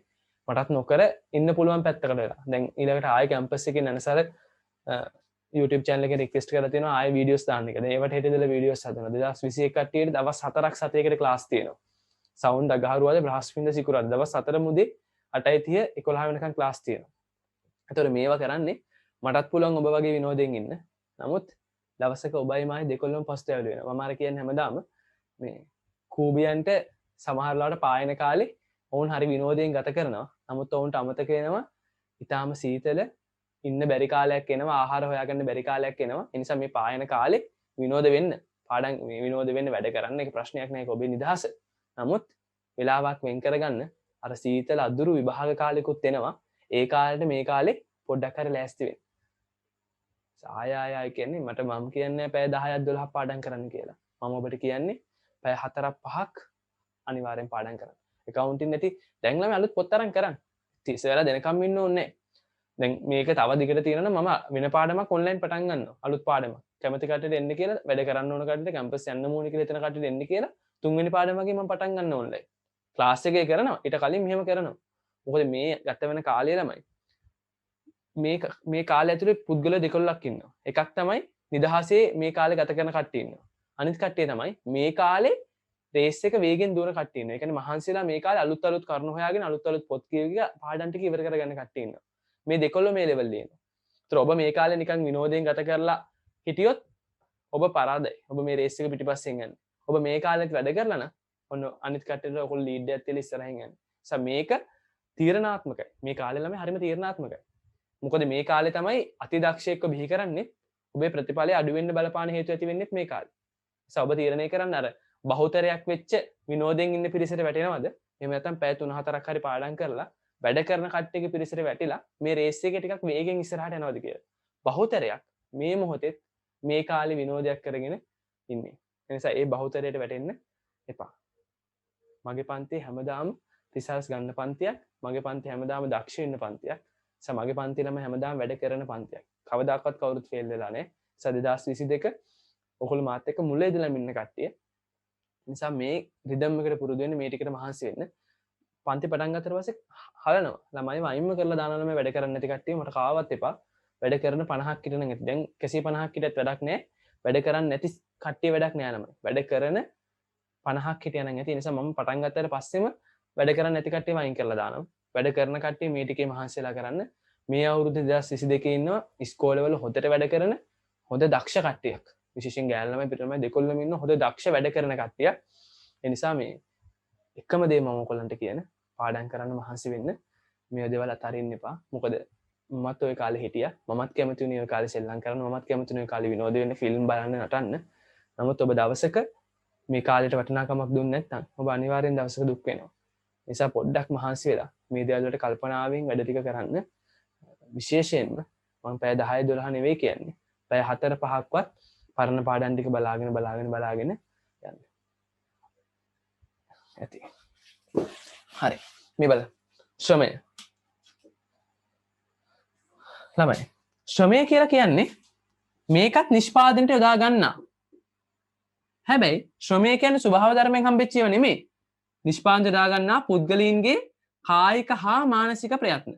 එහෙනම් නිෂ්පාදනයට යොදා ගන්නා පුද්ගලයන්ගේ කායික හා මානසික ප්‍රයත්න වලට අපි කියනවා ශ්‍රමය කියලා. එහෙනම් නිෂ්පාදනයට යොදා ගන්න පුද්ගලයන්ගේ කායික හා මානසික ප්‍රයත්න ශ්‍රමය. එතකොට ළමයි ශ්‍රමයට කරන ගෙවීම පැටුප. ශ්‍රමයේ ලක්ෂණ ටික මතක තියාගන්නවා. ශ්‍රමය ශ්‍රමිකයාගෙන් වෙන් කළ නොහැක. ඔයාට කාගේ හරි ශ්‍රමයක් ඕන නම් පතල් කර්මාන්තකාරයෙක්ගේ පතල් එයා අර පතල් අපිට මෙහෙම කියලා යන්ත්‍රයක් ක්‍රියා කරවන්නේගේ ශ්‍රමය ඕන නම් අලෙවි නිලධාරියෙක්ගේ ශ්‍රමය ඕන නම් ඔයාට ශ්‍රමය විතරක් ගන්න බෑ. ශ්‍රමිකයාවත් ගන්න ඕනේ. එහෙනම් ශ්‍රමය ශ්‍රමිකයාගෙන් වෙන් කළ නොහැක. දෙක ශ්‍රමයේ ඵලදායීතාවය වැඩි කළ හැක. හරිනේ. පුහුණුව අධ්‍යක්ීම් අධ්‍යාපනයේ දැනුම වගේ දේවල් වලින් ශ්‍රමයේ ඵලදායීතාවය වැඩි කරන්න පුළුවන්. ශ්‍රමය very good සමජාතීය නැත. පුද්ගලයාගෙන් පුද්ගලයාට ශ්‍රමය වෙනස්. තව දාන්න. ශ්‍රමයේ ඵලදායීතාවය වැඩි කළ හැක කිව්වා. සංචලනය කළ හැක. භූමිය තනින් තනට අරන් යන්න බෑ. හැබැයි ශ්‍රමය තනින් තනට අරන් යන්න පුළුවන්. very good සංචලනය කර හැක. ඒ වගේම ශ්‍රමය සජීවී සාධකයක්. ඒකත් හරි. කේවල් කිරීමේ හැකියාව ඇත. හරියටම හරි. ඔය ටික මතක තිබ්බනම් හොඳටම හොඳයි. පහක් මතක තියාගන්න ඇති ශ්‍රමයේ ලක්ෂණ. ඊළඟට ශ්‍රමයේ එක්ක අපි කතා කරා තව සංකල්ප තුනක්. ඒ තමයි ශ්‍රම විභජනය. මොකක්ද ළමයි ශ්‍රම විභජනය කිව්වේ? නිෂ්පාදන ක්‍රියාවලිය කුඩා කොටස් වලට කඩලා ඒ එක් එක් කොටස එක් එක් ශ්‍රමිකයාට පැවරීම. සමස්ත නිෂ්පාදන ක්‍රියාවලිය අරගෙන පුංචි පුංචි කොටස් වලට කඩලා ඒ එක එක කොටස එක එක ශ්‍රමිකයාට පවරන එක අපි කියනවා මොකක් කියලාද? නිෂ්පාදන ක්‍රියාවලිය කුඩා කොටස් වලට කඩලා ඒ එක් එක් කොටස එක් එක් ශ්‍රමිකයාට පැවරීම අපි කියනවා ශ්‍රම විභජනය කියලා. එතකොට නිර්වචනය කරන්නේ කොහමද? නිෂ්පාදන මේ බලන්න මම නිර්වචනය කරන විදිය බලන්න. නිෂ්පාදන ක්‍රියාවලිය කුඩා කොටස් වලට කඩලා ඒ එක් එක් කොටස එක් එක් ශ්‍රමිකයාට පැවරීම. එහෙම නැත්නම් නිෂ්පාදන ක්‍රියාවලිය විශේෂ ප්‍රාගුණ්‍ය කිරීම කියලා කිව්වා. හරි. නිෂ්පාදන ක්‍රියාවලිය කුඩා කොටස් වලට කඩලා එක් එක් කොටස එක් එක් ශ්‍රමිකයාට පැවරීම. මොකද්ද මේ ශ්‍රම විභජනයේ වාසිය? කාර්යක්ෂමතාවය වැඩි, ඵලදායීතාවය වැඩි, කාලය ඉතිරි වෙනවා, පිරිවැය අඩු වෙනවා. ඊළඟට පුද්ගල සංවර්ධනයේ පහසුයි. නවෝත්පාදන කරන්න පුළුවන්. මෙයා බලා ගන්න උගන්වලා තියෙන්නේ. අවාසි මොනවද? දිගින් දිගටම එකම රැකියාවක් කරද්දී රැකියාව නීරස වෙනවා. වෘත්තිමය රෝග හැදෙනවා. ඊළඟට පුද්ගල සංවර්ධනයට බාධා වෙනවා. පටු විශේෂීකරණය නිසා දැන් මේක මේ අවුරුද්දේ A level ප්‍රශ්නයක අහලා තිබ්බ වාසි ශ්‍රම විභජනයේ වාසි මේ අවුරුද්දේ A level ප්‍රශ්නේ අහලා තිබ්බා. එතකොට අවාසි තමයි පටු විශේෂීකරණය සහ රැකියාව පිළිබඳ අවධානමක් තියෙනවා. දන්නේ එක දෙයක් විතරයි. දන්නේ කපන්න විතරයි. ඉතින් රස්සාවක් හම්බෙන්නේ කපන එකේ විතරයි. ඒ වගේම තමයි එකම රැකියාව කරලා වෘත්තිමය රෝග හැදෙනවා. ඊට පස්සේ ඒ විතරක් නෙවෙයි ළමයි. එකම රැකියාව කරලා වෘත්තිමය රෝග හැදෙනවා. ඊට පස්සේ අපි කිව්ව රැකියාව නීරස වෙනවා. ඔන්න ඔය වගේ අවාසිත් තියෙනවා. විශේෂ ප්‍රාගුණ්‍ය කියලා කියන්නේ පුද්ගලයෝ නිරත වෙන්න පුළුවන් හැම දෙයකම නිරත වෙන්නේ නැතුව එක දෙයක් විතරක් කරන එක. මට සින්දු කියන්නත් පුළුවන්. මට ෆුට්බෝල් ගහන්නත් පුළුවන්. මට උගන්වන්නත් පුළුවන්. හැබැයි මම මේ තුනම කරන්නේ. මම වඩාත් දක්ෂ දේ තෝරගෙන ඒ දේ විතරක් කරනවා. අපි කියනවා පුද්ගලයෝ සියලුම කාර්යයන්වල නිරත වෙන්නේ නැතුව වඩාත් දක්ෂ කාර්යයේ පමණක් නිරත වීම විශේෂ ප්‍රාගුණ්‍ය කියලා. ශ්‍රම බලකාය. ශ්‍රම බලකාය කියන්නේ දැන් නම් අවුරුදු 16ට වඩා වැඩි ශ්‍රමයේ සපයන හරිය ශ්‍රමයේ සපයන්න සූදානම්ෙන් ඉන්න හරිය. දැන් මේ ළඟදී ළමයි සති දෙකකට කලින් මේ අවුරුද්ද වෙනස් කරා 16 කරා. එතකොට මේ ශ්‍රමය සපයන හෝ ශ්‍රමය සැපීමට සූදානම්. ඒ කියන්නේ රස්සාවක් කරන්නත් පුළුවන්. රස්සාවක් බලාපොරොත්තු වෙන්න ඉන්නත් පුළුවන්. අපේ අයියා කෙනෙක් ඉන්නවා. එයා රස්සාවක් කරන්නේ තාම ජොබ් එකක් හොයනවා. එයා ශ්‍රම බලකායට අයිතිද නැද්ද? රස්සාවක් හොයන එක්කෙනෙක් ශ්‍රම බලකායට අයිතිද නැද්ද? රස්සාවක් අයිති. ශ්‍රම බලකායට අයිති. තමයි. රස්සාවක් කරන්නේ නැතුව රස්තියාදු ගහන එක්කෙනෙක්. එයාට රස්සාවක් කොමනාවක් නැහැ. රස්සාවක් ඕනේ. රස්සාව බලාපොරොත්තු වෙන්නේ මේ ඉන්නේ. එයා ශ්‍රම බලකායට අයිති නැහැ. එහෙනම් ශ්‍රම බලකායට අයිති වෙන්නේ එක්ක රස්සාවක් කරන කෙනෙක් නැත්නම් රැකියාවක් බලාපොරොත්තු වෙමින් ඉන්න කෙනෙක්. සමීක්ෂණ දිනට ඔන්න බලමු. ඇතුළේ එකක් අහන්න. සමීක්ෂණ දිනට කොච්චර කාලයකට කලින්ද? සමීක්ෂණ දිනට කොච්චර කාලයකට කලින්ද රැකියාවක් කරන හෝ රැකියාවක් බලාපොරොත්තු වෙමින් ඉන්න කෙනෙක්ව බලන්නේ? දවස් 7යි නැත්නම් සතියයි. සමීක්ෂණ දිනට සතියකට පෙර රැකියාවක් කරන හෝ රැකියාවක් කිරීමට බලාපොරොත්තු වෙන පුද්ගලයෙකුට අපි කියනවා ශ්‍රම බලකාය කියලා. ඒතර ශ්‍රම බලකාය රැකියාව කරන කට්ටියට අපි කියනවා රැකියාව නැන්ද ශ්‍රමයේ සපයන කට්ටියට නමක් කියන්නේ. ශ්‍රම බලකාය ඇතුළේ ඉන්න ශ්‍රමයේ සපයන කට්ටියට නමක් කියන්නේ. ශ්‍රමයේ සපයන කට්ටියට. very good. සේවා නියුක්තිකයෝ. රස්සාවක් නැහැ. රස්සාවක් බලාපොරොත්තුෙන් ඉන්නවා. නමක් කියන්නේ. සේවා වියුක්තිකයෝ. සේවා නියුක්ත දන වියුක්තව දෙකම තමයි ශ්‍රම බලකාය කියලා කියන්නේ. හරි. මේ ටික අපි කතා කරා. ප්‍රාග්ධනය. දැන් භූමියත් හරි ශ්‍රමයත් හරි දැන් ප්‍රාග්ධනය.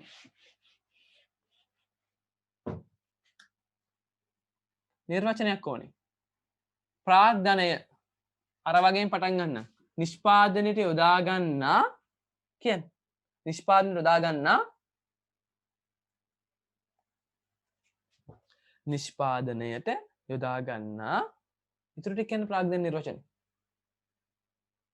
මිනිසා නිපදවන මිනිසා විසින් නිපද වූ නිෂ්පාදන ආධාරකයන්. very good. නිෂ්පාදනයට යොදා ගන්නා මිනිසා විසින් නිපද වූ නිෂ්පාදන ආධාරකයන් අපි කියනවා ප්‍රාග්ධනය කියලා. තමයි ප්‍රාග්ධනයේ ලක්ෂණ 6ක් තියෙනවා. කියන්නේ. 1. ප්‍රාග්ධනයේ මොන සංකල්පයක්ද? තොග සංකල්පයක්. 2.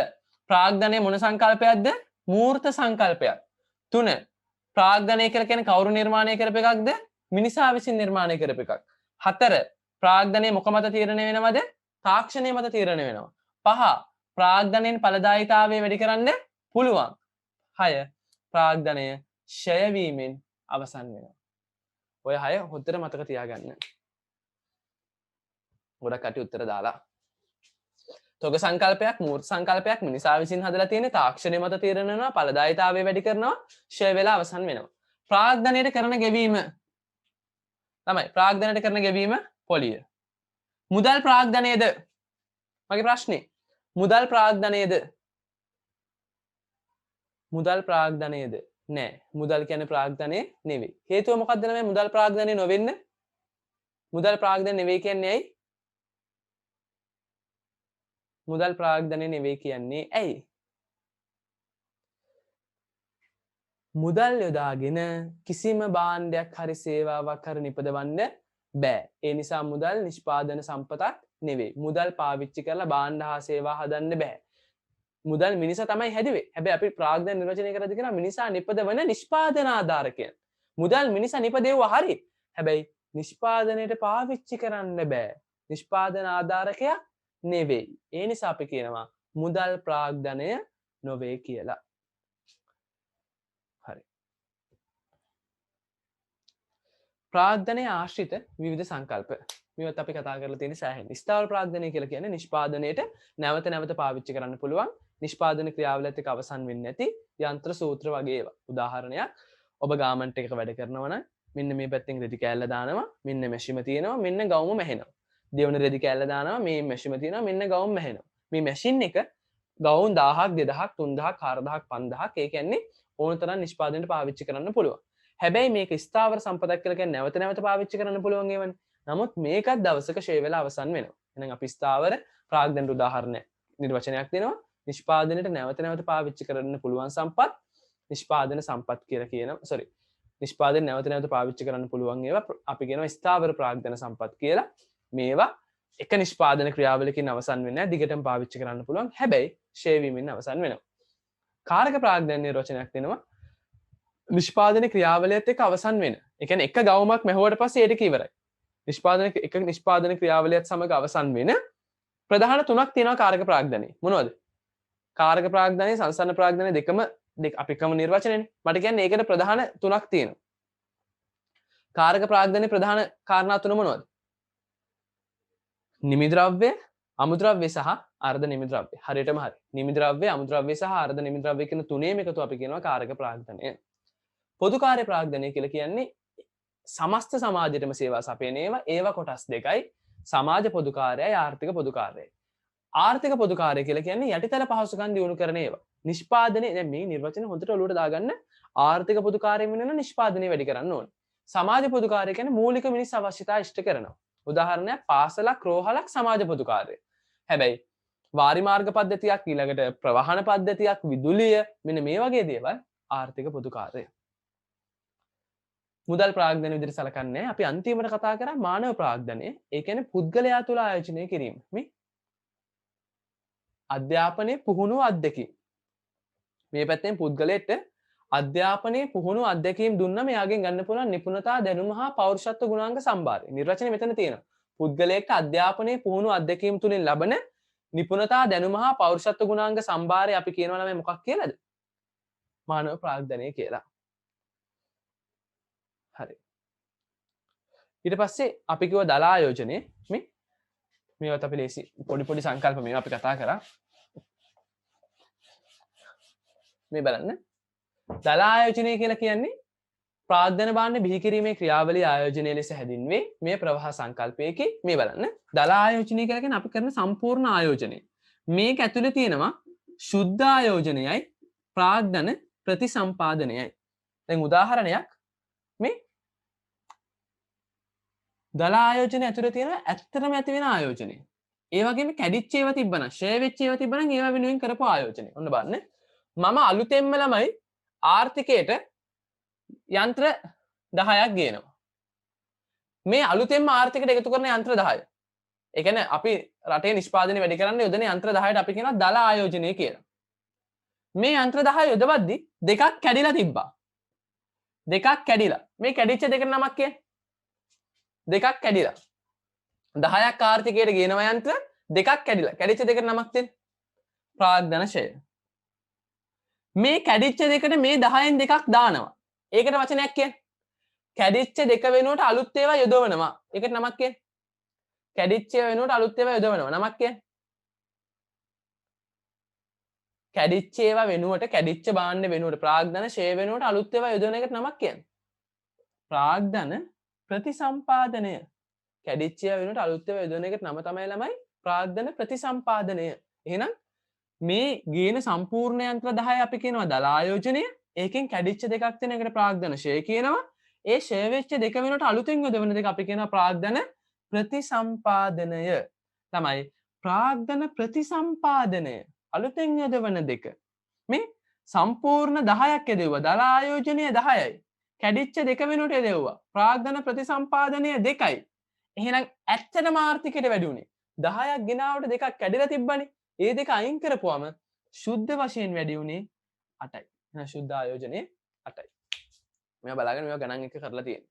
ඊතුරුම අපි කතා කරා වැය කළ හැකි ආදායමෙන් කොටස් දේවල් දෙකකට පාවිච්චි කරනවා සල්ලි. වැය කරන්න පුළුවන් ආදායම කොටස් දෙකයි. එකක් පරිභෝජන එකක් ඉතුරු. ව්‍යවසායකත්වය මෙයා තමයි වැදගත්ම එක්කෙනා, මෙයා තමයි වටිනම එක්කෙනා. නිෂ්පාදන ක්‍රියාවලිය සංවිධානය කරන්නේ මෙයා, අලුත් දේවල් බිහි කරන්නේ මෙයා, අවදානම් දරන්නේ මෙයා, ව්‍යාපාරය සම්බන්ධ ප්‍රතිපත්ති මේ තීරණ ගන්නේ මේ ව්‍යවසායකයා. එයාට ලැබෙන ගෙවීමට අපි කියනවා ලාභය එහෙම නැත්නම් ප්‍රාමාණික ලාභය කියලා. ඔතනින් අවසන් වෙනවා. හරි. එහෙනම් අද අපි කතා කරා ළමයි පළවෙනි ටියුට් එක සම්පූර්ණයෙන්ම සාකච්ඡා කරලා ඉවර කරා. ඔයගොල්ලෝ ආයේ මේ වීඩියෝ එක බලන්න, ෆ්‍රී වෙලාවක ආයේ මේ වීඩියෝ එක බලන්න. මහසි වෙන පාඩම් කරන්න වැඩ කරන්න. තව බයිලා බණ කියන්නේ ඔයගොල්ලන්ට මොකද දේශන අවශ්‍ය නැහැ. දැන් ඔයගොල්ලන්ට කියන්න තියෙන ටික කියලා තියෙන්නේ. මහසිලා උත්සාහයෙන් වැඩ කරන්න. මෙතන ඉන්නවා හොඳම රිසල්ට් එකක් ගන්න ඕනේ කියලා උණක් තියෙන, වැඩක් කරන්න උවමනාවක් තියෙන, කැම්පස් යන්නම බලන් ඉන්න පිරිසක්. ඒගොල්ලන්ටයි මම මේ කියන්නේ. මහන්සි වෙන්න වැඩ කරන්න, මේ කාලේ අපත යවන්න එපා. හැමෝටම මම මේ කියන්නේ පැය දෙක තුනක්වත් පාඩම් කරන්න. නැත්නම් ඔබ මේ විනාශ කරගන්නේ ඔබේම ආලෝකමත් හෙට දවස. ඒ කියන්නේ ඔබේම සාර්ථකත්වය තමයි ඔබ මේ විනාශ කරමින් ෆෝන් එක ඔබමින් විනාශ කරන්නේ. මම කියන්නේ ෆෝන් එක බන්න එපා නෙවෙයි. මේක ඔබේ කාලේ ඔබ ඔබනවා මේක පැයක් හරි කමක් නැහැ. නමුත් පන්ති වැඩ කරන්න, ඉස්කෝලේ වැඩ කරන්න, මේ දේවල් එක මහන්සි වෙලා වැඩ කරන්න. ඔයගොල්ලන් දැන් හෝම්වර්ක් දාලා ඉස්සරහට ඒවත් මහන්සි වෙලා කරන්න. පේපර්ස් දෙක, ඒ දේවල් පේපර් දෙකත් අද හෙටම දායි ගෲප් එකට. ඊළඟට පන්ති සම්බන්ධ කිසිම දෙයකට මාව කන්ටැක්ට් කරන්න එපා. ඔයගොල්ලන්ට ඉකෝන් මැනේජ්මන්ට් කියලා වෙනම නම්බර් එකක් ගෲප් ෂෙයාරටම ඇඩ් කරලා තියෙන්නේ. ඒකෙන් පන්ති දේවල්, පන්ති සල්ලි හැම එකම සාකච්ඡා කරගන්න. ඒව මාත් එක්ක කතා කරන්න එපා ගෲප් ක්ලාස් ළමයි. ඒ වගේම ෆිසිකල් ක්ලාස් එකෙන් ළමයි මොනවා හරි පන්ති තියෙන වෙලාවල්, පන්ති වල නෝට් මොනවා හරි ඕන නම්, පරණ නෝට් ඕන නම්, ටියුට් වල මොනවා හරි ඒවා පුරව ගන්න තියෙනවා නම් ඒ හැම එකක්ම ඒකොල්ලොත් එක්ක කරගන්න. මම ඔබත් එක්ක කතා කරන්නේ ඔබට ප්‍රශ්න තියෙනවා නම් එක විෂය සම්බන්ධ වේවා හරි වෙන මොකක් හරි ප්‍රශ්න ඕනම දෙයකට මාව සම්බන්ධ කරගන්න. වෙන පන්ති තියෙන දවස් අරව මේවා ඒ නම්බර් එකත් එක්ක කන්ටැක්ට් කරගන්න. ආය කියන්නේ පාඩම් කරලා මහන්සි වෙලා වැඩ කරන්න. තව පුංචි කාලයක් කරන් තියෙන්නේ. හැමෝටම බුදු සරණයි, යේසු පිහිටයි. good night. මේක වීඩියෝ එක දාන්න. බොහොම ස්තුතියි. අන්තිම වෙනකම්ම ළමයි 85ක් විතර හිටියා. පටන් ගද්දී 90ක් විතර හිටියා. ආය අඩු වෙලා දැන් 85ක් ඉන්නවා. ඒ කියන්නේ 5 දෙනෙක්ට මොන හරි ඩේටා ප්‍රශ්න එන්නේ නැති. මොකද ලොකු වෙලාවක් අපි මෙතන හිටපු නිසා හැමෝටම බුදු සරණයි, යේසු පිහිටයි. පන්ති පටන් ගත්තම දිගටම පන්තියෙන් වැඩ කරන්න මහන්සි වෙන්න. මේක ඔබේ හොඳම කාලේ මේ ගෙවෙන්නේ කියලා මතක තියාගන්න. හරි. හැමෝටම බුදු සරණයි, යේසු පිහිටයි.